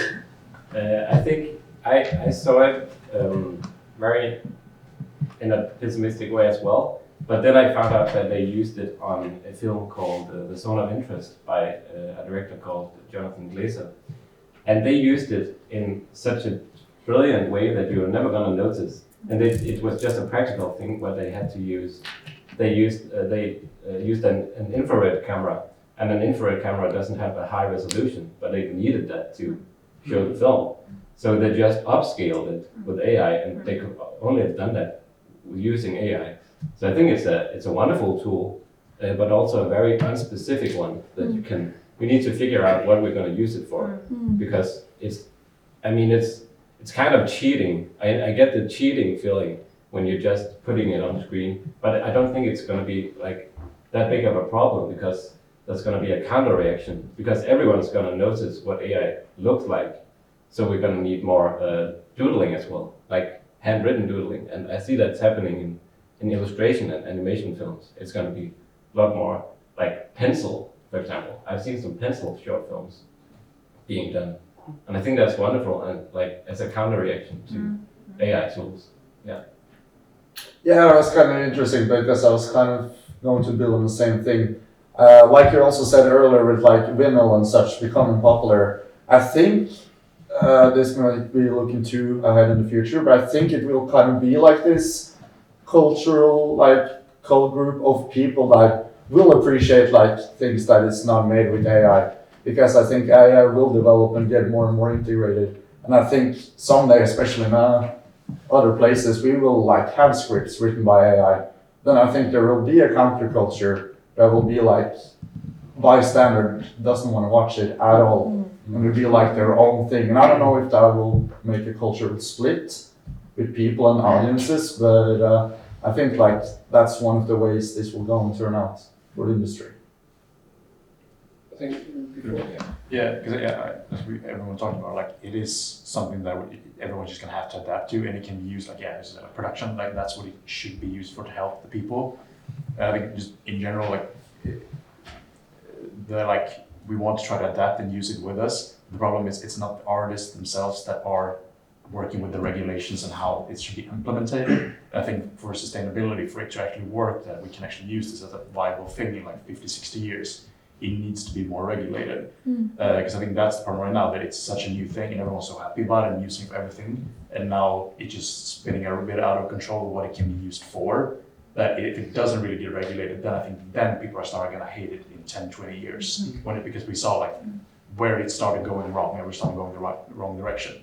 But if it's just being a bit stripped back of like how should we use these tools, then I think it will be something that everyone will just learn to use and work with for the next 100 years. It just depends on these years and like the next 10, 20, like how we start implementing it, how governments start regulating it.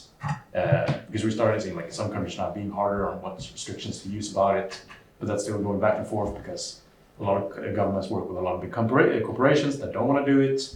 And I think that's just going to be like, one of the, for the entire tech industry going forward, it's going to affect all artists, whatever medium you work with. Yeah, I just wanted to elaborate on what I said earlier. Of course, it's a very naive take, in my opinion, to just like, we've already opened Pandora's box. We're gonna use it in some ways. There's no going back.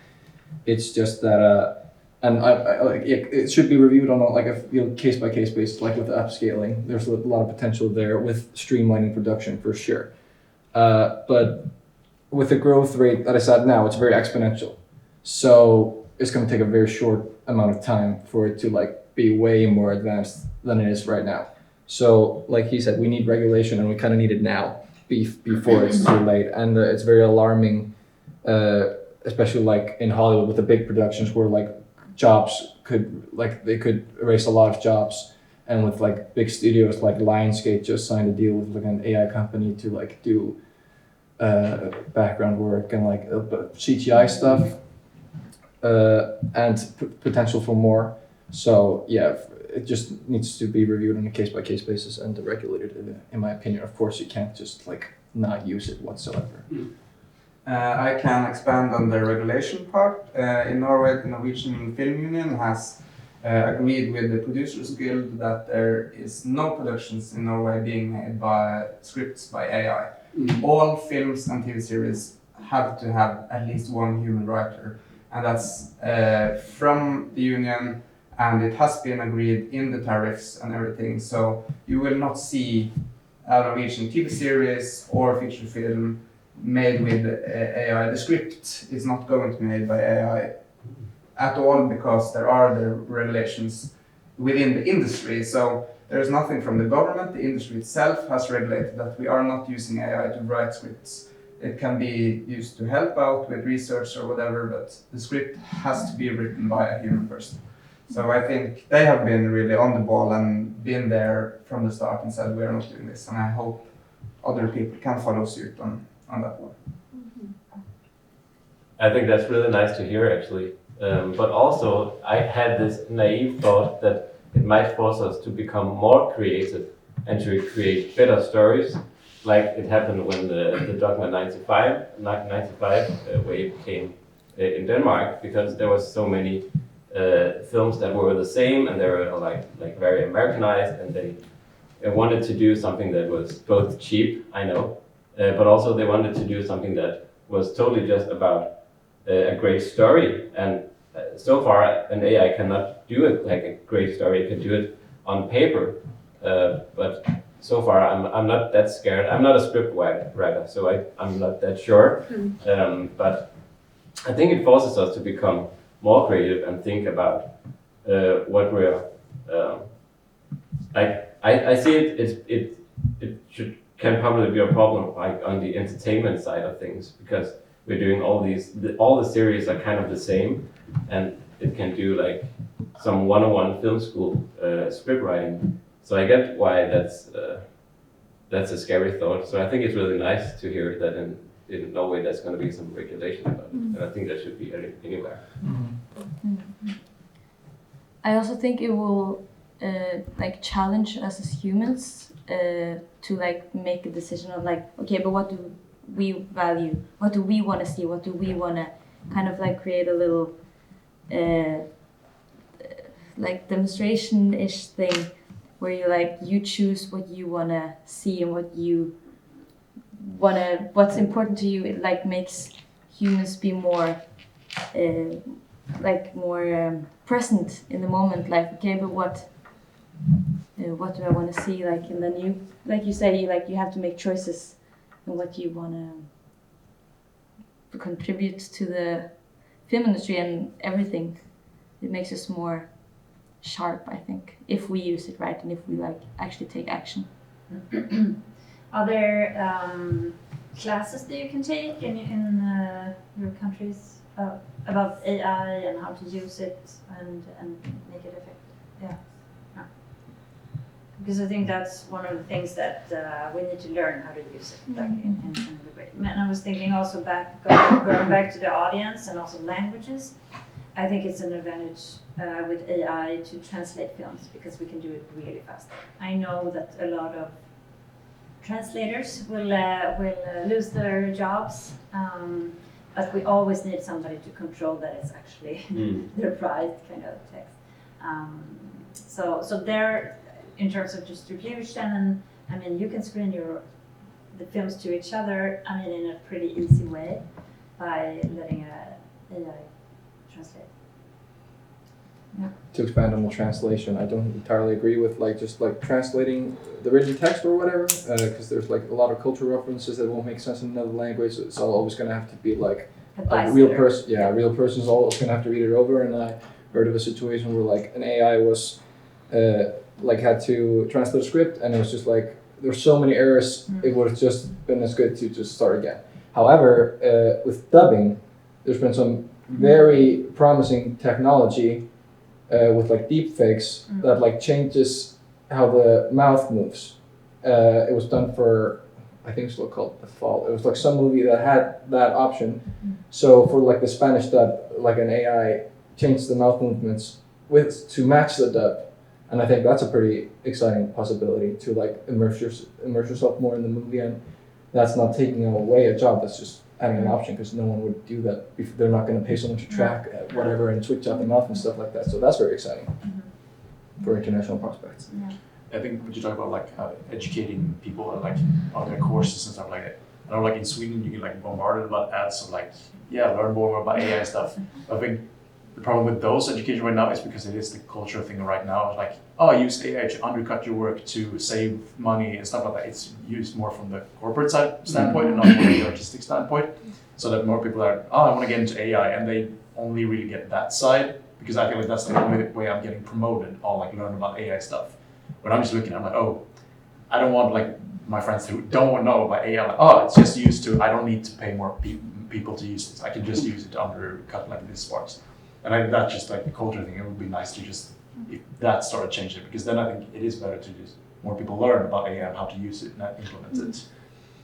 Do you think AI would then like reduce the size of crews and stuff? Because I'm thinking grips and gaffers and stuff, if you can do all in AI afterwards with lighting and fixing stuff, and you just have like basically a director, maybe an actor, and it's just a camera and a wide angle, and then you can just make AI do the zooms and all that stuff. Take it. Okay. I think that the human brain is very sophisticated when seeing something unreal and something real, and probably in the future we're gonna have very good, for example, video-to-video AIs. But I think we're almost always gonna notice like a tiny difference, and also I think the way that we're gonna make films is gonna be different, also visually. I think we want to see like real people, and we want to see like real situations and real environments. So I think that's going to be like, again, a counter reaction to something being fake. Also, we're already doing a lot of green screen stuff and virtual production, and we kind of are going away from that again, I would say. So I think it's coming in waves, and the same with AI. Yeah, like I'm not sure where the technology is on that yet. With like, because you mentioned gaffers and stuff, like there's like a relight feature in like editing software like DaVinci or something, but like you can't just like magically draw more information from the camera that's not there. And like either way, you would still have to like go into framing the scene and like setting the optimal conditions to match your vision. Like otherwise it's just gonna be like nonsense. You can just like make something up afterwards. So there's always gonna have to be artistic intent, and I don't know how far that technology will go in terms of post-production. Yeah, and like speaking from a short film perspective, like I mean people like gaffers and everything, like on short films, they're already working for free, so it's not like you're gonna be saving money by working with like AI lighting instead, I think. And again, like from an artistic short film perspective, like I would always rather work with humans than AI. So I can't really imagine it cutting off crew size in the short film industry. I can't imagine that. I think also, to elaborate on that we are gonna start shooting on film a lot more, as you talked about, because we want to see reality. That's why we watch films mostly. Sometimes we want to see something that's fantasy and whatever, but a lot of the time we just want to believe what we're seeing. And if we are going to see a film that we know is recorded on actual film stock, then we are sure that it's real, what we are watching is real. And we might need that reinsurance in the future, which I think is cool because it's Hopefully, it's cool shooting on film. and hopefully it becomes less expensive then. Yeah. So a bit positive, but we have a little bit hesitant around AI taking over, and I think it was interesting what you said about the rights. I mean, it's obviously always something that legally can be a big problem if you're just stealing stuff. Yeah, I'm gonna summarize a little I bit. think so. Unless anybody else has something that they want to contribute to, like how they see the future, like positive, yay or nay. Is Arnold Schwarzenegger gonna come back, save us all? Well, I can just add on, like, kind of what we both talk about, like the artistic expression of what we want to have from a movie, and like we talked about, or you talked about, like the regulations that we have in Norway now. I hope, like, the main takeaway is, because we're talking about like film jobs and like working in industry, and that's an important part of like the future of AI and what it will take.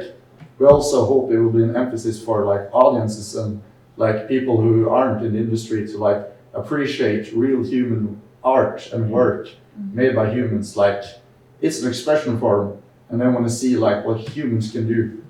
And that goes for everything, even lighting in like films and such, that it has to like be an intent for why something was made. So I hope like in the future it will become more of like important for everyone to see like what we are able to create from ourselves as artists. Yeah. Well said. Preach. Yeah. Good summarization. Yeah, it was a very good suggestion because I'm just think that this is a very positive group, and I think you all agree that it's important to keep telling stories that are of interest of other people and maybe can make an impact in creating a better society. And it's just those little, how do we solve, like people go into the cinema or watch the content that we want them to watch. And I think you have really great ideas, especially among you. Like, I mean, this could be like a really great film team. I mean, you should start exploring each other's. And I was also thinking, like, do you have a room or something that you can watch your each other's short films and stuff that you made? I mean, wouldn't that be interesting? Yes. Maybe Leonid could. That would be really cool. I think to share, like, this is what I meant, or this is what this is what I'm working on, and always be aware of that. It's really important to have each other, and I think also.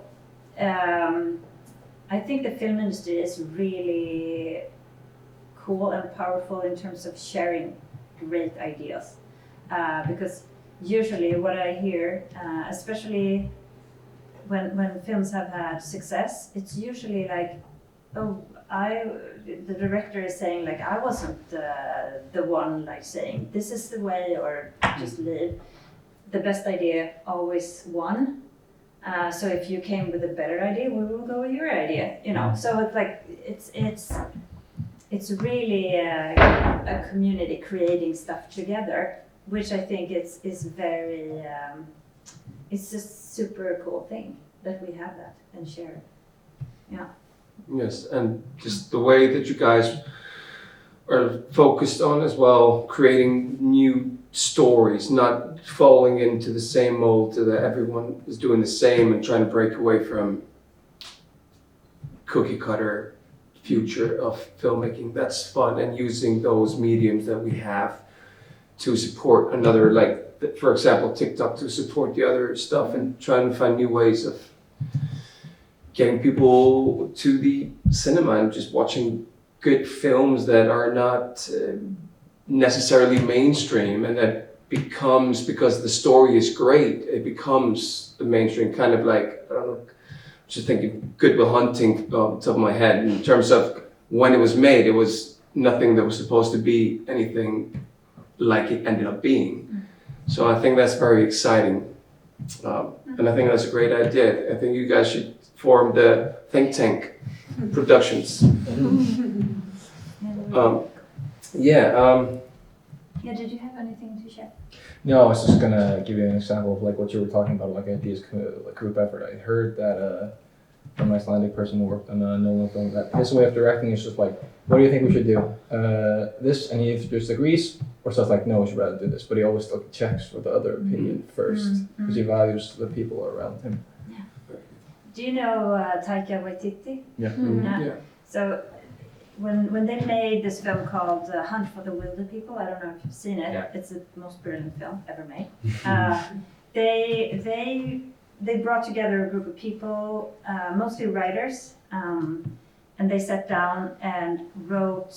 I mean, they shared like, okay, you can write this scene, you can write. So they had like a script. He had written a script, and then they took different scenes, and then the thing was that they needed to entertain the rest of the group.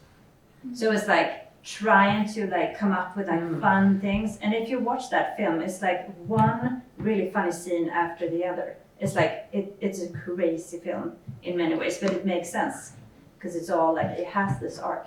But I thought it was such a beautiful way of like letting your script and your ideas go, and then actually like, just impress me, or let's impress each other, like make each other laugh, because it was supposed to be a funny film, but also like very important film. So yeah, I just love the way I heard the producer just last week talking about this, and I thought it was such a great way of. It really says everything about how a great storytelling community can be, and I think it's really beautiful. So yeah. It's good. Yeah. So and we're all here because supposed to do the product placement. Yeah. Because of Pepsi. No. No. Anyway, Think Tank is sponsored and supported by the Nordic Culture Point under the VOLT program and the Youth Climate Fund from the city of Reykjavik. So we're glad that they are creating this opportunity for us, all of us, to get together and discuss the future of filmmaking, and looking forward to watching your guys' films and drawings. No, pencils. No, yeah. So, yeah. It's been really great being a part of this and listening in to your ideas. It's great. You will have great success. I'm pretty sure about that. I think so. And now I think you can enjoy the Prosecco.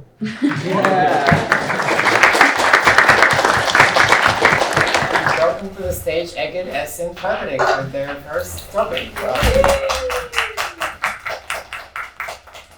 So, two on this side, one on this side? You're alone over there. Yes, that's fine. And first of all, he made this wonderful piece of art. He's the visual artist. Yeah. Okay, so we were tasked with discussing sustainability in the film industry. Here are our names, as you've probably known at this point, I hope. And yeah, let's just get started. So the first question we got was, how can we reduce our carbon footprint during production? And it's just like the cornerstones with the transport. If you have a lot of extras, have a lot of crew that's traveling outside the greater area, rent a bus. Do not make every single person on their own private car go. Or if you can't do that or don't have the funding, if you're on a short, try to carpool. And if you are on a bigger production, you've got PAs and runners, etc., and you need cars, rent hybrid or electric cars for the production. Yeah, and so that's also a bit about energy efficiency, because normally you use a lot of lamps and so on. Now we're using a lot of LEDs, which is good because it doesn't take up as much power. There's also the possibility to use just natural lighting. And also we talked about virtual productions, because that's a whole new version of recording and doing films, because you don't have to travel to Iceland. If you are from Denmark, you can just use a big screen. But also we're not quite sure if it's that good, because it takes up so much energy. You forced to do specific kinds of stuff on there. And from an artist perspective, it's not as great as coming on location. But at the same time, if you're using something like the volume, which productions like The Mandalorian and The Batman have done, it only functions well in certain scenes that are like don't have like very complicated like blocking and stuff like that. But if you can use it and like get rid of the hassle of transporting people and equipment and like everything a long ways away, and you also have to would have to like that individually and all that stuff. So if you can like not do it, that'll be like it can be good in some circumstances. Yes, and of course the waste management, as like of course joining the festival you have to think about individually like how much waste you're gonna get there, and also like how to make it more sustainable, like with recycling. Of course there has to be like some recycling centers or bins also, and with the water bottles you can bring your own bottle to refill and not use like individual like plastic bottles. And also just to see like the carbon tracker, like to see how much like carbon there's going to be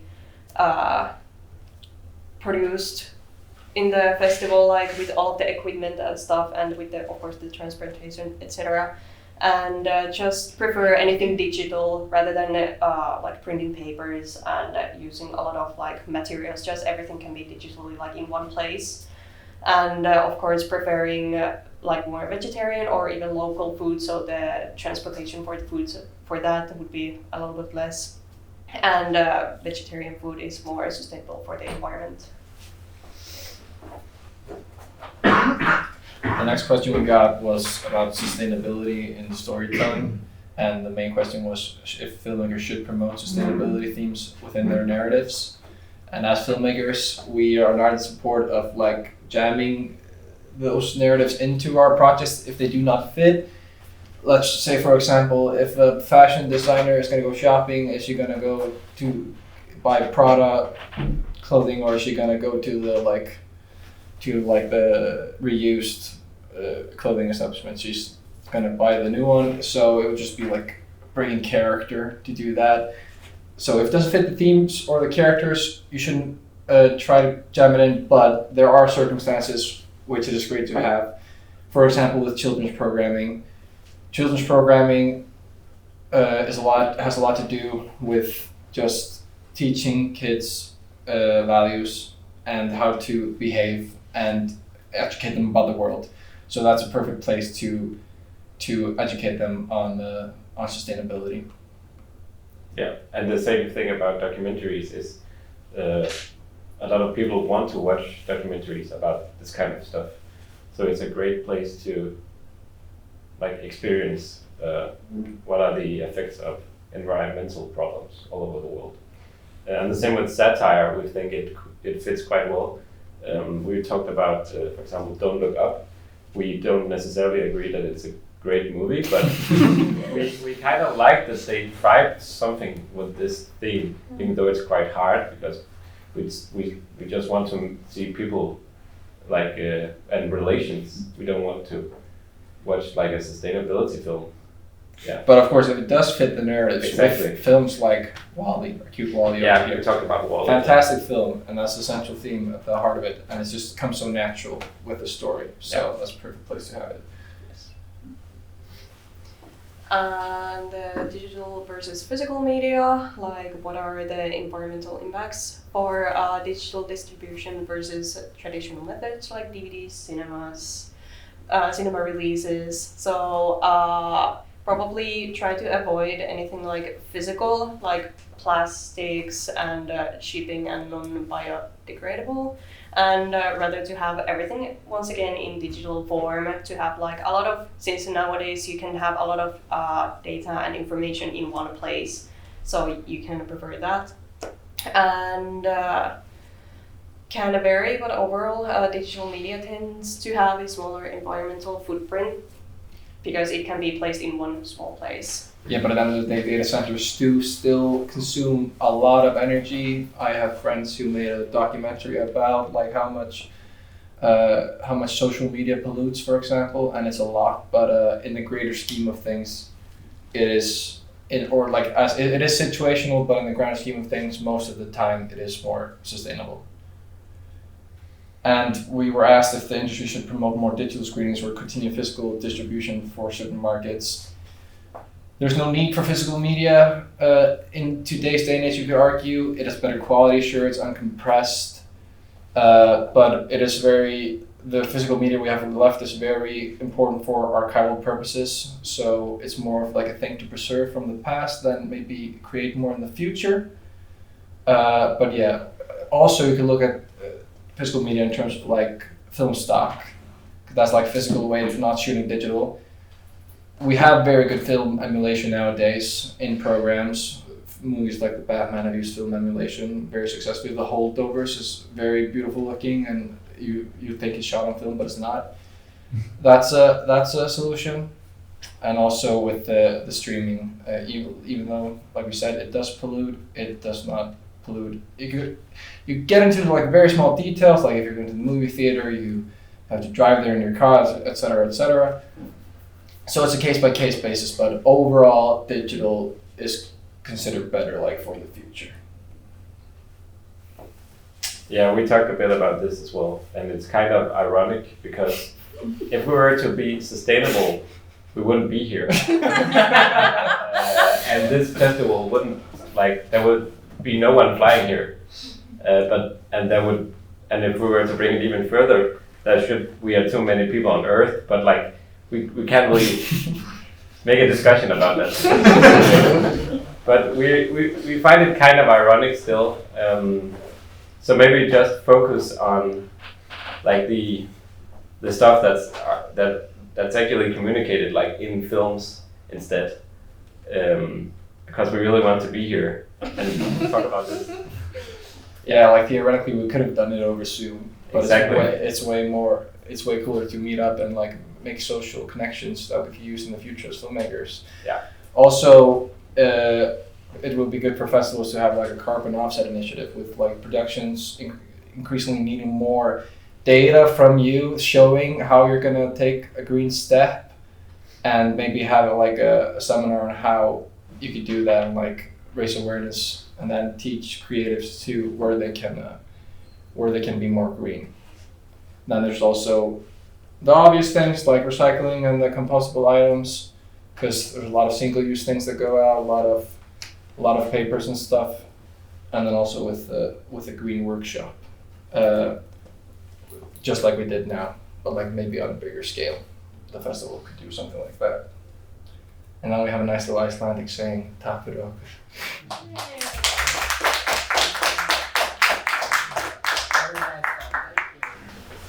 So next we have Johannes, Maya, and Marius. You have not sent me yet. You're so weird. You want a PowerPoint file? Yes, anything. I mean, should we send a short movie? Yeah, I'll send it as a text file.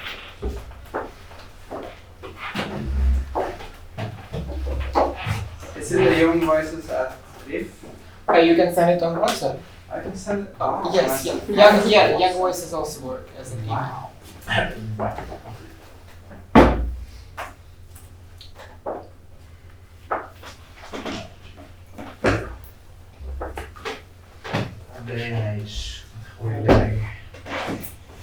Just like on WhatsApp, yes. On WhatsApp still, okay.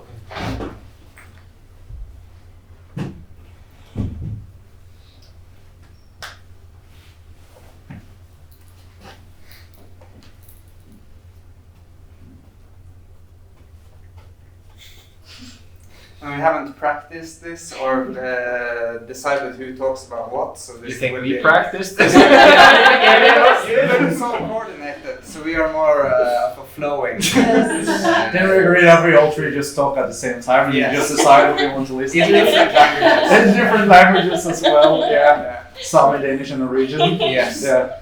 Welcome to our TED Talk about the representation in film and so on. By us. Yeah. You That's are a visual safety. designers.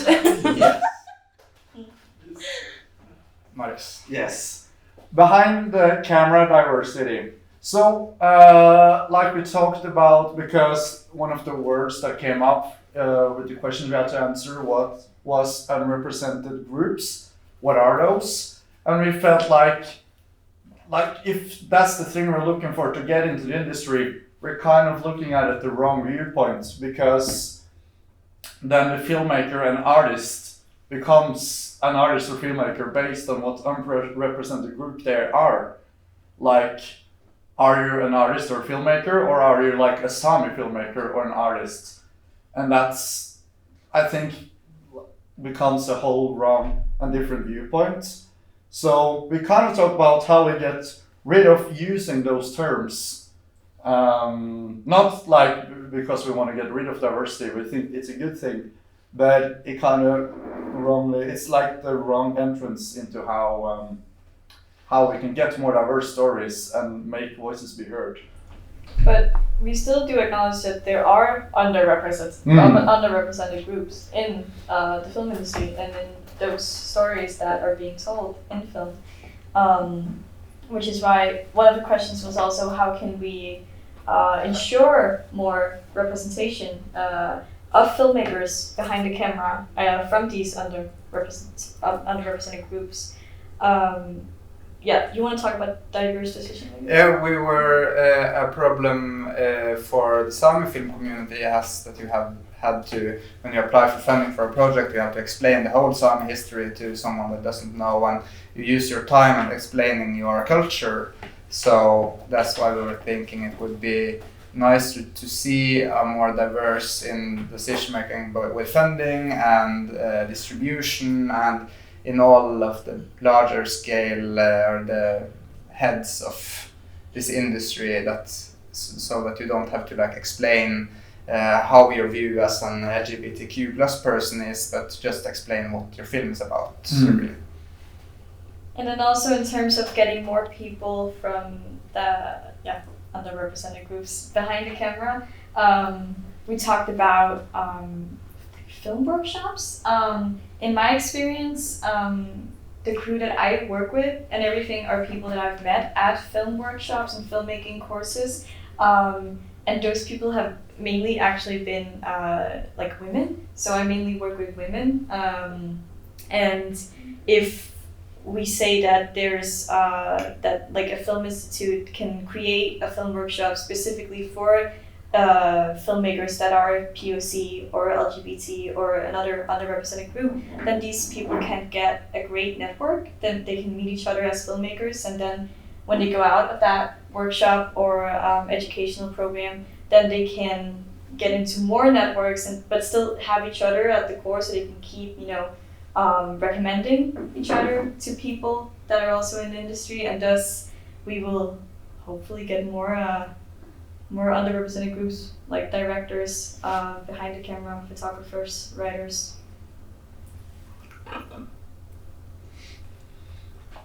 And we had a topic about authentic representation and how we acquire that. And one thing I thought of is the Sami Film Institute has something called Åflash, the Pathfinder, which is a guide of how you make films about the Sami culture coming from the outside.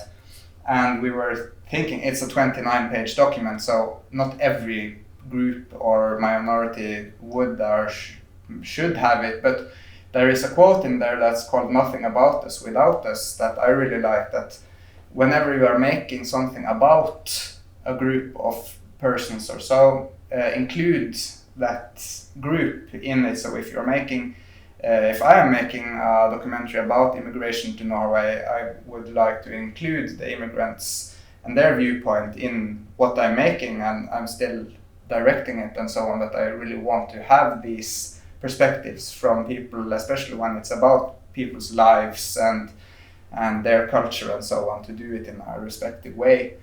And we were also talking about raising awareness about stereotypes and avoiding stereotypes for representation. We were talking about like Netflix having characters that are LGBTQ and that's their character trait, or they are a person of color and the person is just that.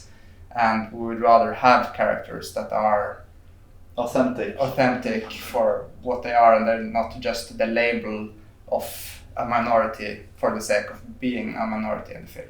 Yeah, stereotypes, I think, is like a backlash of something that happened before, and I think a lot of them are built like internalized and unconsciously for a lot of people, that you don't know about them, that you don't. I think a lot of stereotypes are unknown to many people. So I think raising awareness of what actually happens when you use diverse groups, but that is usually not made by those groups and just use it for representation, it leads to a lot of stereotypes. And how can that impact, how can that be damaged, and where does the stereotypes come from? I think raising those awarenesses helps to like, for them to happen less in the future.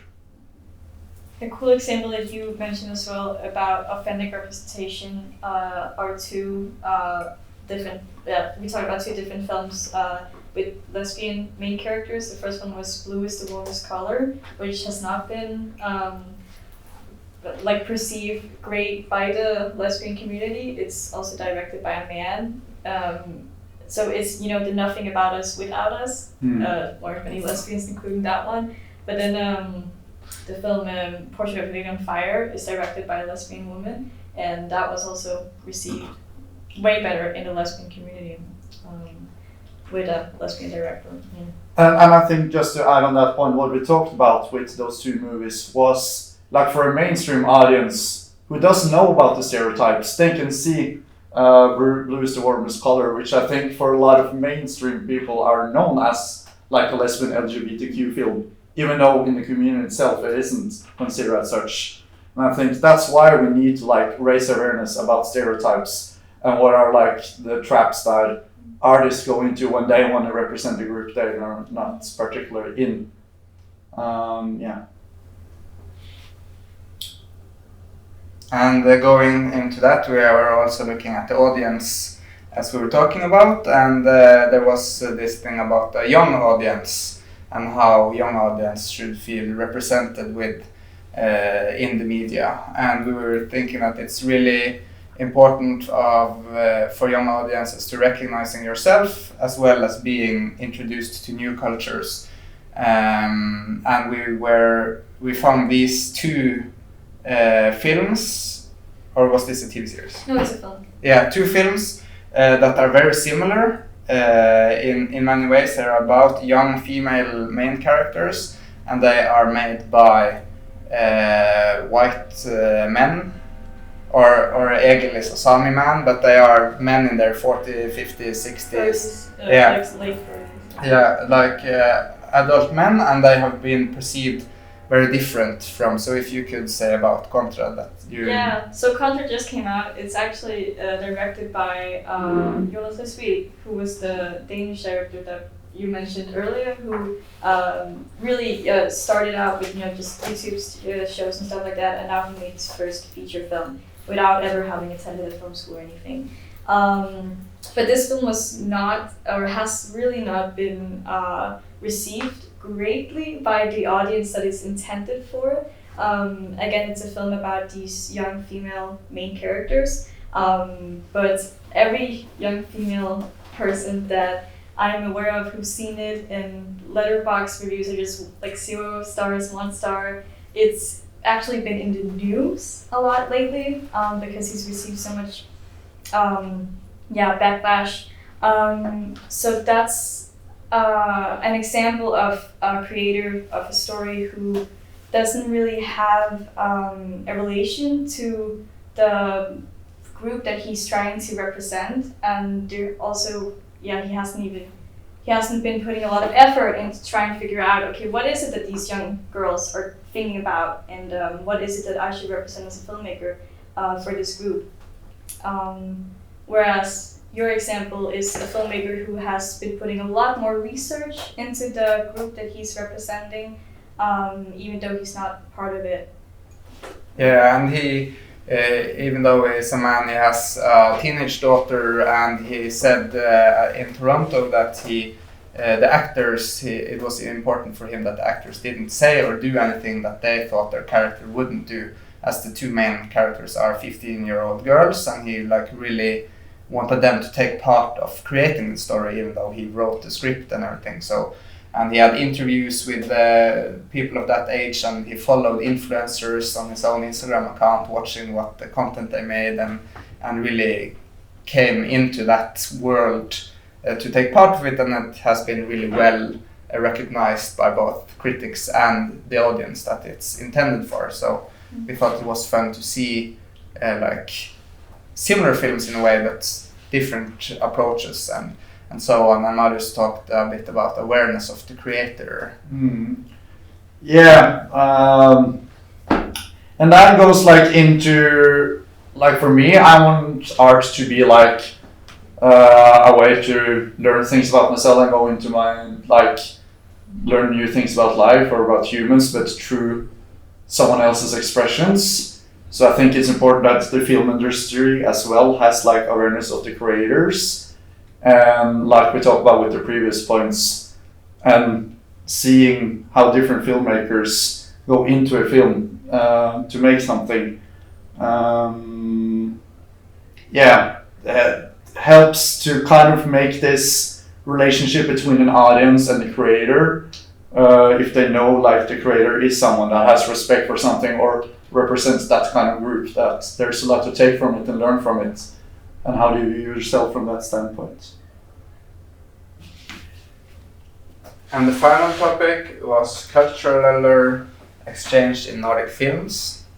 And there we were talking about, we think that there are very many good points already, and our takeaways was like keep focusing on both the regional funds and different kinds of financing, and across borders and within borders for co-productions, and that there are, for me at least, I'm working with applying for funds and so on, and I've been doing this for a few years, and it's a lot of like rules and regulations about if you are making a film there, you have to get money from there, and all these small things that has stopped some of the collaborations I wanted to do, because there has been some weird rules that there are there because of some politicians that don't really know the industry, and they are just thinking, yeah, we are making this for Norway, and then we are not helping out. We don't care about Swedish filmmakers and so on, and then the cross-country work gets bad or something like that. Yeah, but we were really positive like about the regional funds. I think that's a great thing we have in, well, we use Norway and Denmark for our examples, because it's a way to try to like make the industry alive in the different regions, and for people to be able to work there, even though, as we talked about from the Norwegian perspective, like the capital is always going to be like the biggest place with the most opportunity, where the most people go to. But like there's hope, when we see like a growth, like you talk about with Western Film Center and such, because it's like, yeah, they use more emphasis on helping those regions. And we don't have a thank you slide.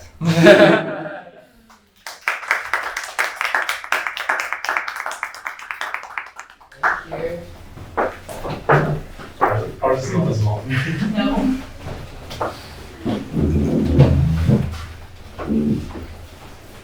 Thanks for having him. And Yeah.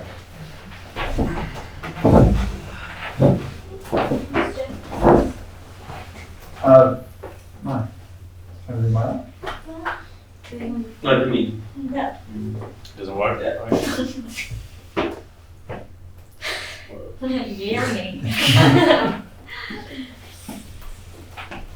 Okay. Yeah, we're going to talk about AI as a creative tool in the film industry. We're gonna make all of us answer, is it yay or is it nay? So I'm going to discuss some of the things that we talked about in the last time, but we're also going to bring in some new points. Yeah. Yes. So we talked a little bit how we're gonna use and abuse AI. That there's two different ways of taking advantage of it. So what is like the fine line of how can we implement it in our workflow for it to be a proper way of like actually using it to further our storytelling, actually wanting to tell our story, but maybe we just hit a point where we need some help and we're just like using it to the point of, is it really my project anymore? Is it really my film? Are we really trying to tell something with this, or are we just trying to get it out there? So we had some different ones of a use case of how we can help you write a script. Like you put into, say, ChatGPT, for example, like I'm gonna write a script about me and my friends in a bar. Give me 10 examples of situations that can happen to us. This opens up a lot more of it not explaining how the story is gonna go. It's just maybe you hit a rough patch of like, I don't know one scene in particular, how we're gonna develop this forward. Give me examples so you can still try to develop it and you know the rest of the story. It's not coming up with solutions for what themes and everything are. It's just to progress the story in a way that can just help you write it. While if you put in a more of a, I'm gonna write a script about me and my friends in a bar, write a scene about a situation that could happen to us. That is a bit more, you phrase it a bit more like just write the scene for me, and it just leads to the question like, what is this script yours truly, or is it just something that you put in to just check mark it? Yeah. And yeah, at least we thought it was very interesting to just see like how small the difference is, how like it's not a lot, it's such a like fine line that you can so easily step over, and also how like when you use it, you still like use your brain, and you still like, yes, you get, for example, 10 examples, but you have to use your brain and your creativity. It's not stealing that part. You're still like getting warm and just using it, but here it's just, it gives something to you and you don't really need to challenge yourself in any way, which was what we wanted to get out with that. Yeah, and then for another example we used is a great use of AI is when you use it for the beginning process of editing, sort of like sorting out the material in the beginning of the edit to fast track the editing process. Mostly the log process and then just the beginning of the edit, so you can get faster to actually doing the artistry, the actual edit. While an abuse might be more letting AI decide the edit for you, where the cuts are made, where the lines and which lines and reactions further the story. Because sometimes when you edit, you might go completely against what you had in mind in pre-production. You cut to the reaction of what that person barely has a reaction, but it's a nuance, a subtlety that the AI edit will just jump over. And it can get you a perfectly J-cut edit of exactly the scene that you're trying to make. But where is the art in that specifically? Because you probably had something else you wanted to tell with that story that the edit just won't tell you if it was just completely made with the AI. So there are examples back and forth of like, you can use it to further your process to just help you tell your story. But there is a line of, did you really make it in the end? Because now you just use the tool to just make everything for you. Yeah, should we do the next? So yeah, we talked also a little about where we've used AI in implemented stuff and what has been used for like good, for bad. And some just examples that we know of and that we thought about is like, for example, movies restorations, all film negatives that no longer exist, that have been used with AI to just upscale and restore projects to give life to older films for new audiences. That there is no physical films left of them. We can't make restorations in the proper way that we used to do them with 4K restorations and stuff. But AI upscaling and working with a set of artists and edits to bring back a project so we can put it on Blu-ray again and stuff so people can experience it again has been a thing that in general people are pretty much thumbs up about and like.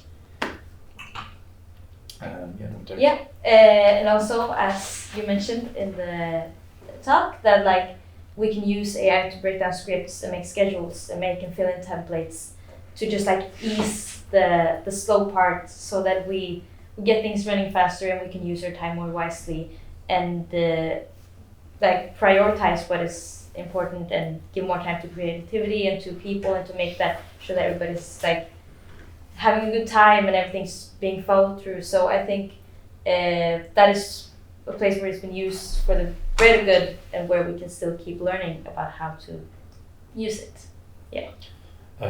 A recent example that some of you might have known about is that there was a new MCU Marvel show called Secret Invasion that uses an AI-generated intertile sequence that in post-production cost the animation studio their jobs, and all of their animation was replaced by how entire animations that was done, processed, it was put out to be done, and then it was just replaced by an AI version that an artist had sat through and made. And because the industry works as it is, most of them got cut back on their contracts, they lost their royalty checks, and it's just an example of like there was a made artistic like choice about what to do and how they had like discussion with the writers, what this was supposed to entail with the title sequence, because a lot of money goes into these title sequences, and because bureaucracy, studio executives choosing, and it just undercut, and people as a negative lost their jobs about it. Something that is a very real life consequence to these decisions. Similar to using actors and extras, their likeness and voice, to use in post-production and upcoming projects without their knowledge, or in this case, like Peter Cushing, Star Wars, even after death. Peter Cushing died in '94, and he was in a movie called Rogue One a few years back, that is right now going on a legal issue about suing back and forth, because even though at the time, like they're like technicality, like, oh, they never signed off that they couldn't use them, but because this is very new, multiple movies now being used for like their likeness after their death. What is the ethical line of like bringing back actors when they really could not have any say in that when they were in life? And then we also at the slide we made some like solutions of like, okay, but what could we do? What would be like a good way to like work together with AI in the future, because we won't get rid of it. So we just want like you to read through them and maybe like discuss them a little bit, which one you agree with or what is not. So yay or nay is kind of what we're going for. So first slide of some solutions here are use AI platforms to help writers and directors brainstorm and refine scripts collaboratively. Leverage AI for efficient project management, budgeting, and scheduling during pre-production. Set guidelines for AI to assist in areas like visual effects, music, and enhancing human creativity. Establish best practices for ethical AI use, focusing on bias reduction and intellectual property. And incorporate AI training into film programs to prepare future filmmakers for collaboration with technology. And create award categories for AI-assisted films to celebrate innovation in storytelling. Yeah. So just opening out a bit to you guys, like, are these points in general things you agree with, disagree with, or are they a bit too weak, or maybe not direct enough for actual solutions? I think it's yay. Yeah. Some of it's yay. Yeah. Some of it's yay. Yeah, we also have some So, other ones. if you compare these ones, just see what you think about these ones instead. So another set of solutions can be legal bindings, knowing your rights when it comes to how AI is implemented in your work, having AI coordinators in pre and post-production, a person who controls what is fair use on the project, make it in their own field, own category in awards, and it's seen as its own genre in a way. We know the difference between an AI project and a non-AI project. Government regulations on what is fair use and good implementation of AI, and normalize AI versus real tests in industry, schools, and in your film field. For example, confirm you're not a robot test like CAPTCHAs on the internet. Or always include clauses made with the help of AI to show the transparency. So here it's more, compare these solutions to the last ones, which ones do you think that actually has better impact and actually could make for better changes? I would say this one definitely. Yeah. And I think your point with making it its own genre is a really, really good idea. So who, raise your hand if you think these sets are a better solution to the other ones. Okay, so you all picked, is it yay or nay? Well, you picked nay, because these solutions were ours, and this is what AI chose. So we made a presentation, and at the end, without asking GPT, we asked it to make up their own resolution. So how are the 6 best ways to stop this? Like, who has the best solution? That was the AI question. These are the first ones were the AIs. These ones were ours. Humans win. It worked. So, yes, I think it's very interesting to see how easily and how similar it is. Like, it's hard to see the difference, at least I think. Yeah, because a lot of these are very similar. Yeah, some of them even are the same. Yeah, but AI in general, how it's being used, how it's implemented, is very much a broadened stroke. Yeah. Like, oh, we need to implement things. What things? It's not coming up with a lot of concrete stuff, which is why when we talked about scripts, like, oh, I can give you 10 examples to further your helping. But if you're looking for, give me one example of how to resolve my conflict, you're probably not going to get an answer you're probably happy with. Yes. At least not where AI is right now. Yes. And that's all for us. Yep. Thank you.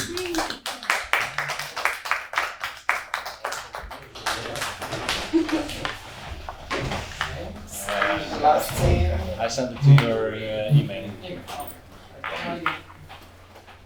I hope. Yeah, food for thought. Yeah. It really is. I Did you send to Young Voices? No. Leonid. The person? Yeah, I just typed in Leonid and you were the first one. But I thought before we began, like, Yeah. oh, they're probably gonna have a slide or a picture or something AI. But I didn't think of that. I guess I have nothing, unfortunately. Yeah, credit to Leonid. That was very fun. But I've seen people done it before, and I always, every time I get tricked. Yeah. It's like, You forget. You Yeah. forget it. But don't you think that people are gonna do it anyway?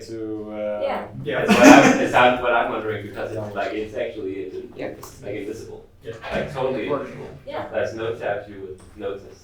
But that's sometimes. yeah.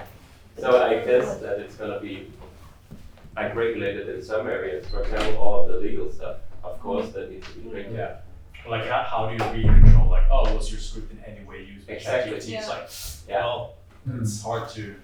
Yeah. argue And I mean, against it. why would we not Can we do show it the for best your laptop? thing? Hmm? Like if show it it was for my better laptop? with AI, Yeah, then why wouldn't we use it? Yeah, but it's kind of like. I mean, it's a Yeah, terrible you thought, should but take I think it's one what it's gonna end up to.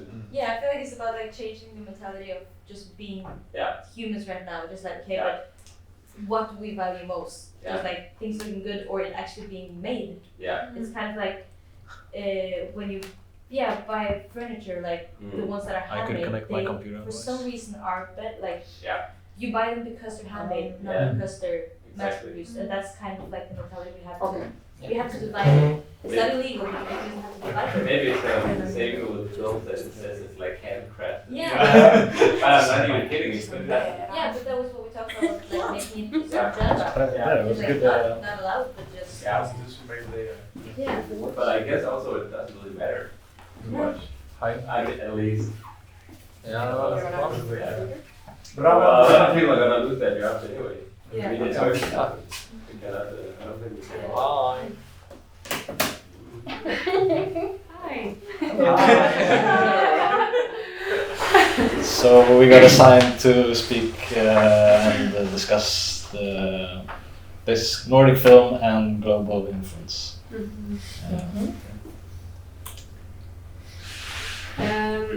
Yeah, the first question I got was regarding how Nordic filmmakers can diversify their global appeal.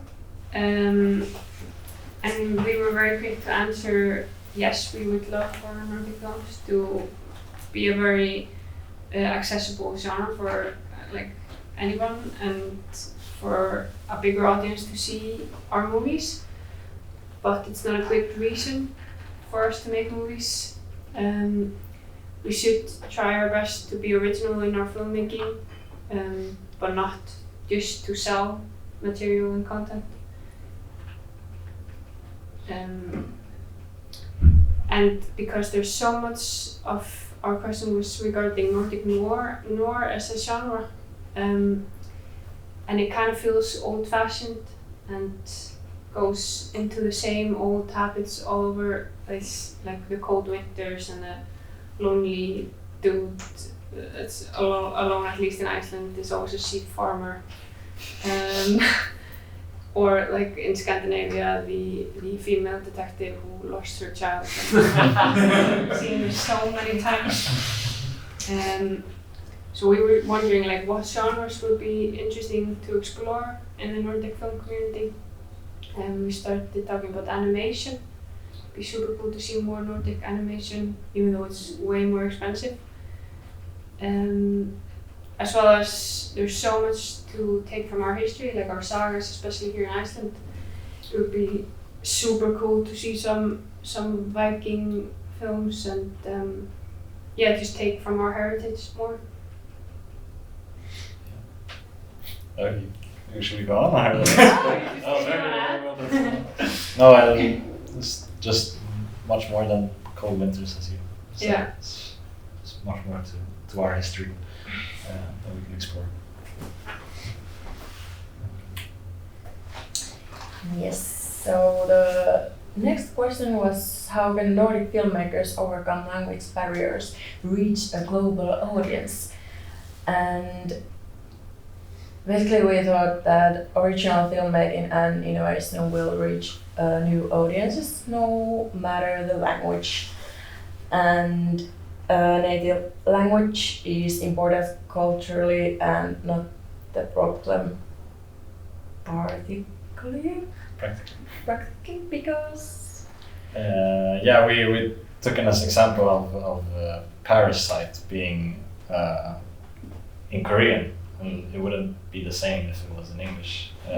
So the language is important culturally to the production, but it's not the problem practically, meaning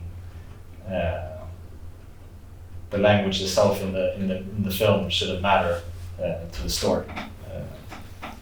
And also we have subtitles, so exactly. Oh, yeah. We don't really have any excuse. Yes. Not just read the subtitles. We were also went into discussing how language can shape the way that we think.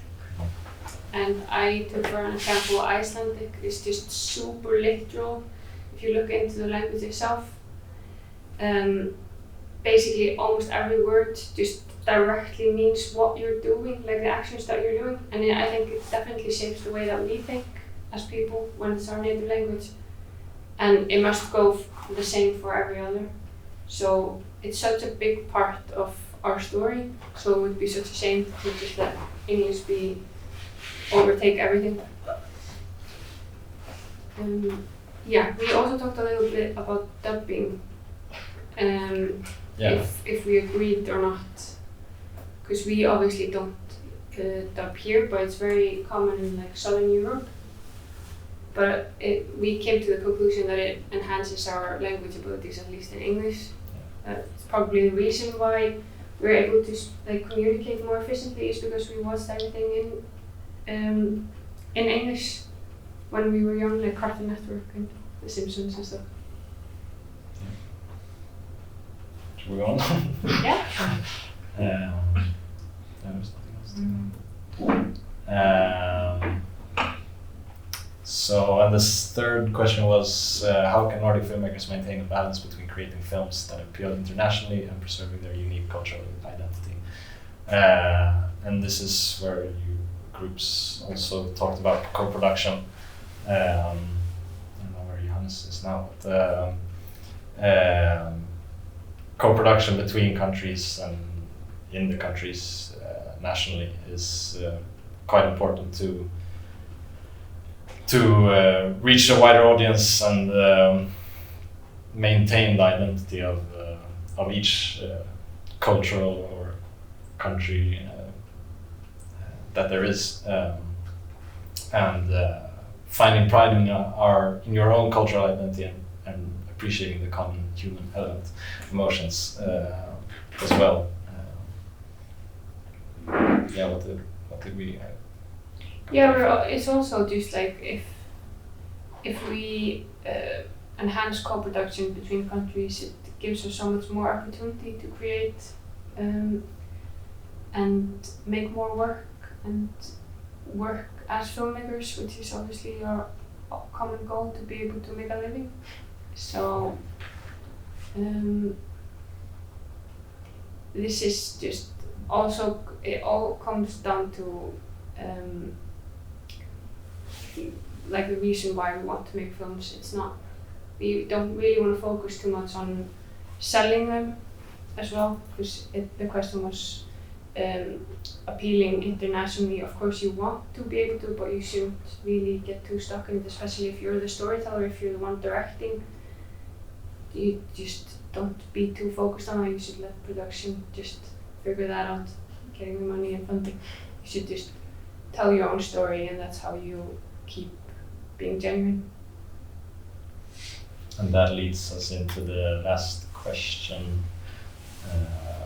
which was how can Nordic films promote gender equality, environmental sustainability, and social welfare on a global scale? And could these themes resonate globally and not be seen as too regional? And that's where what you just said, being genuine to the problems and the universal problems that we have in the world. They no matter where you are, gender equality and environmental sustainability is a debate and a problem anywhere. And when we were speaking about this question, we were realizing that we had 2 points that contradict themselves a little bit. First one was that you should be true and genuine to what you're telling, and the second was that Nordic films could be more subtle in how they present the problem so that the broader audience can interpret in their own way.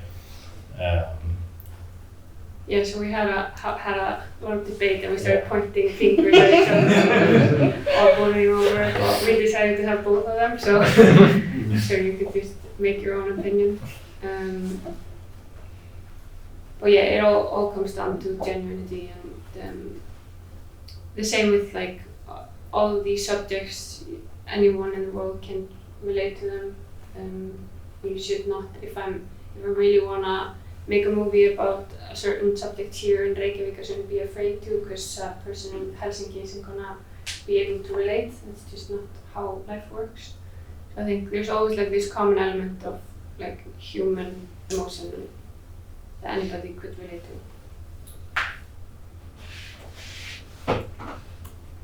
Merci.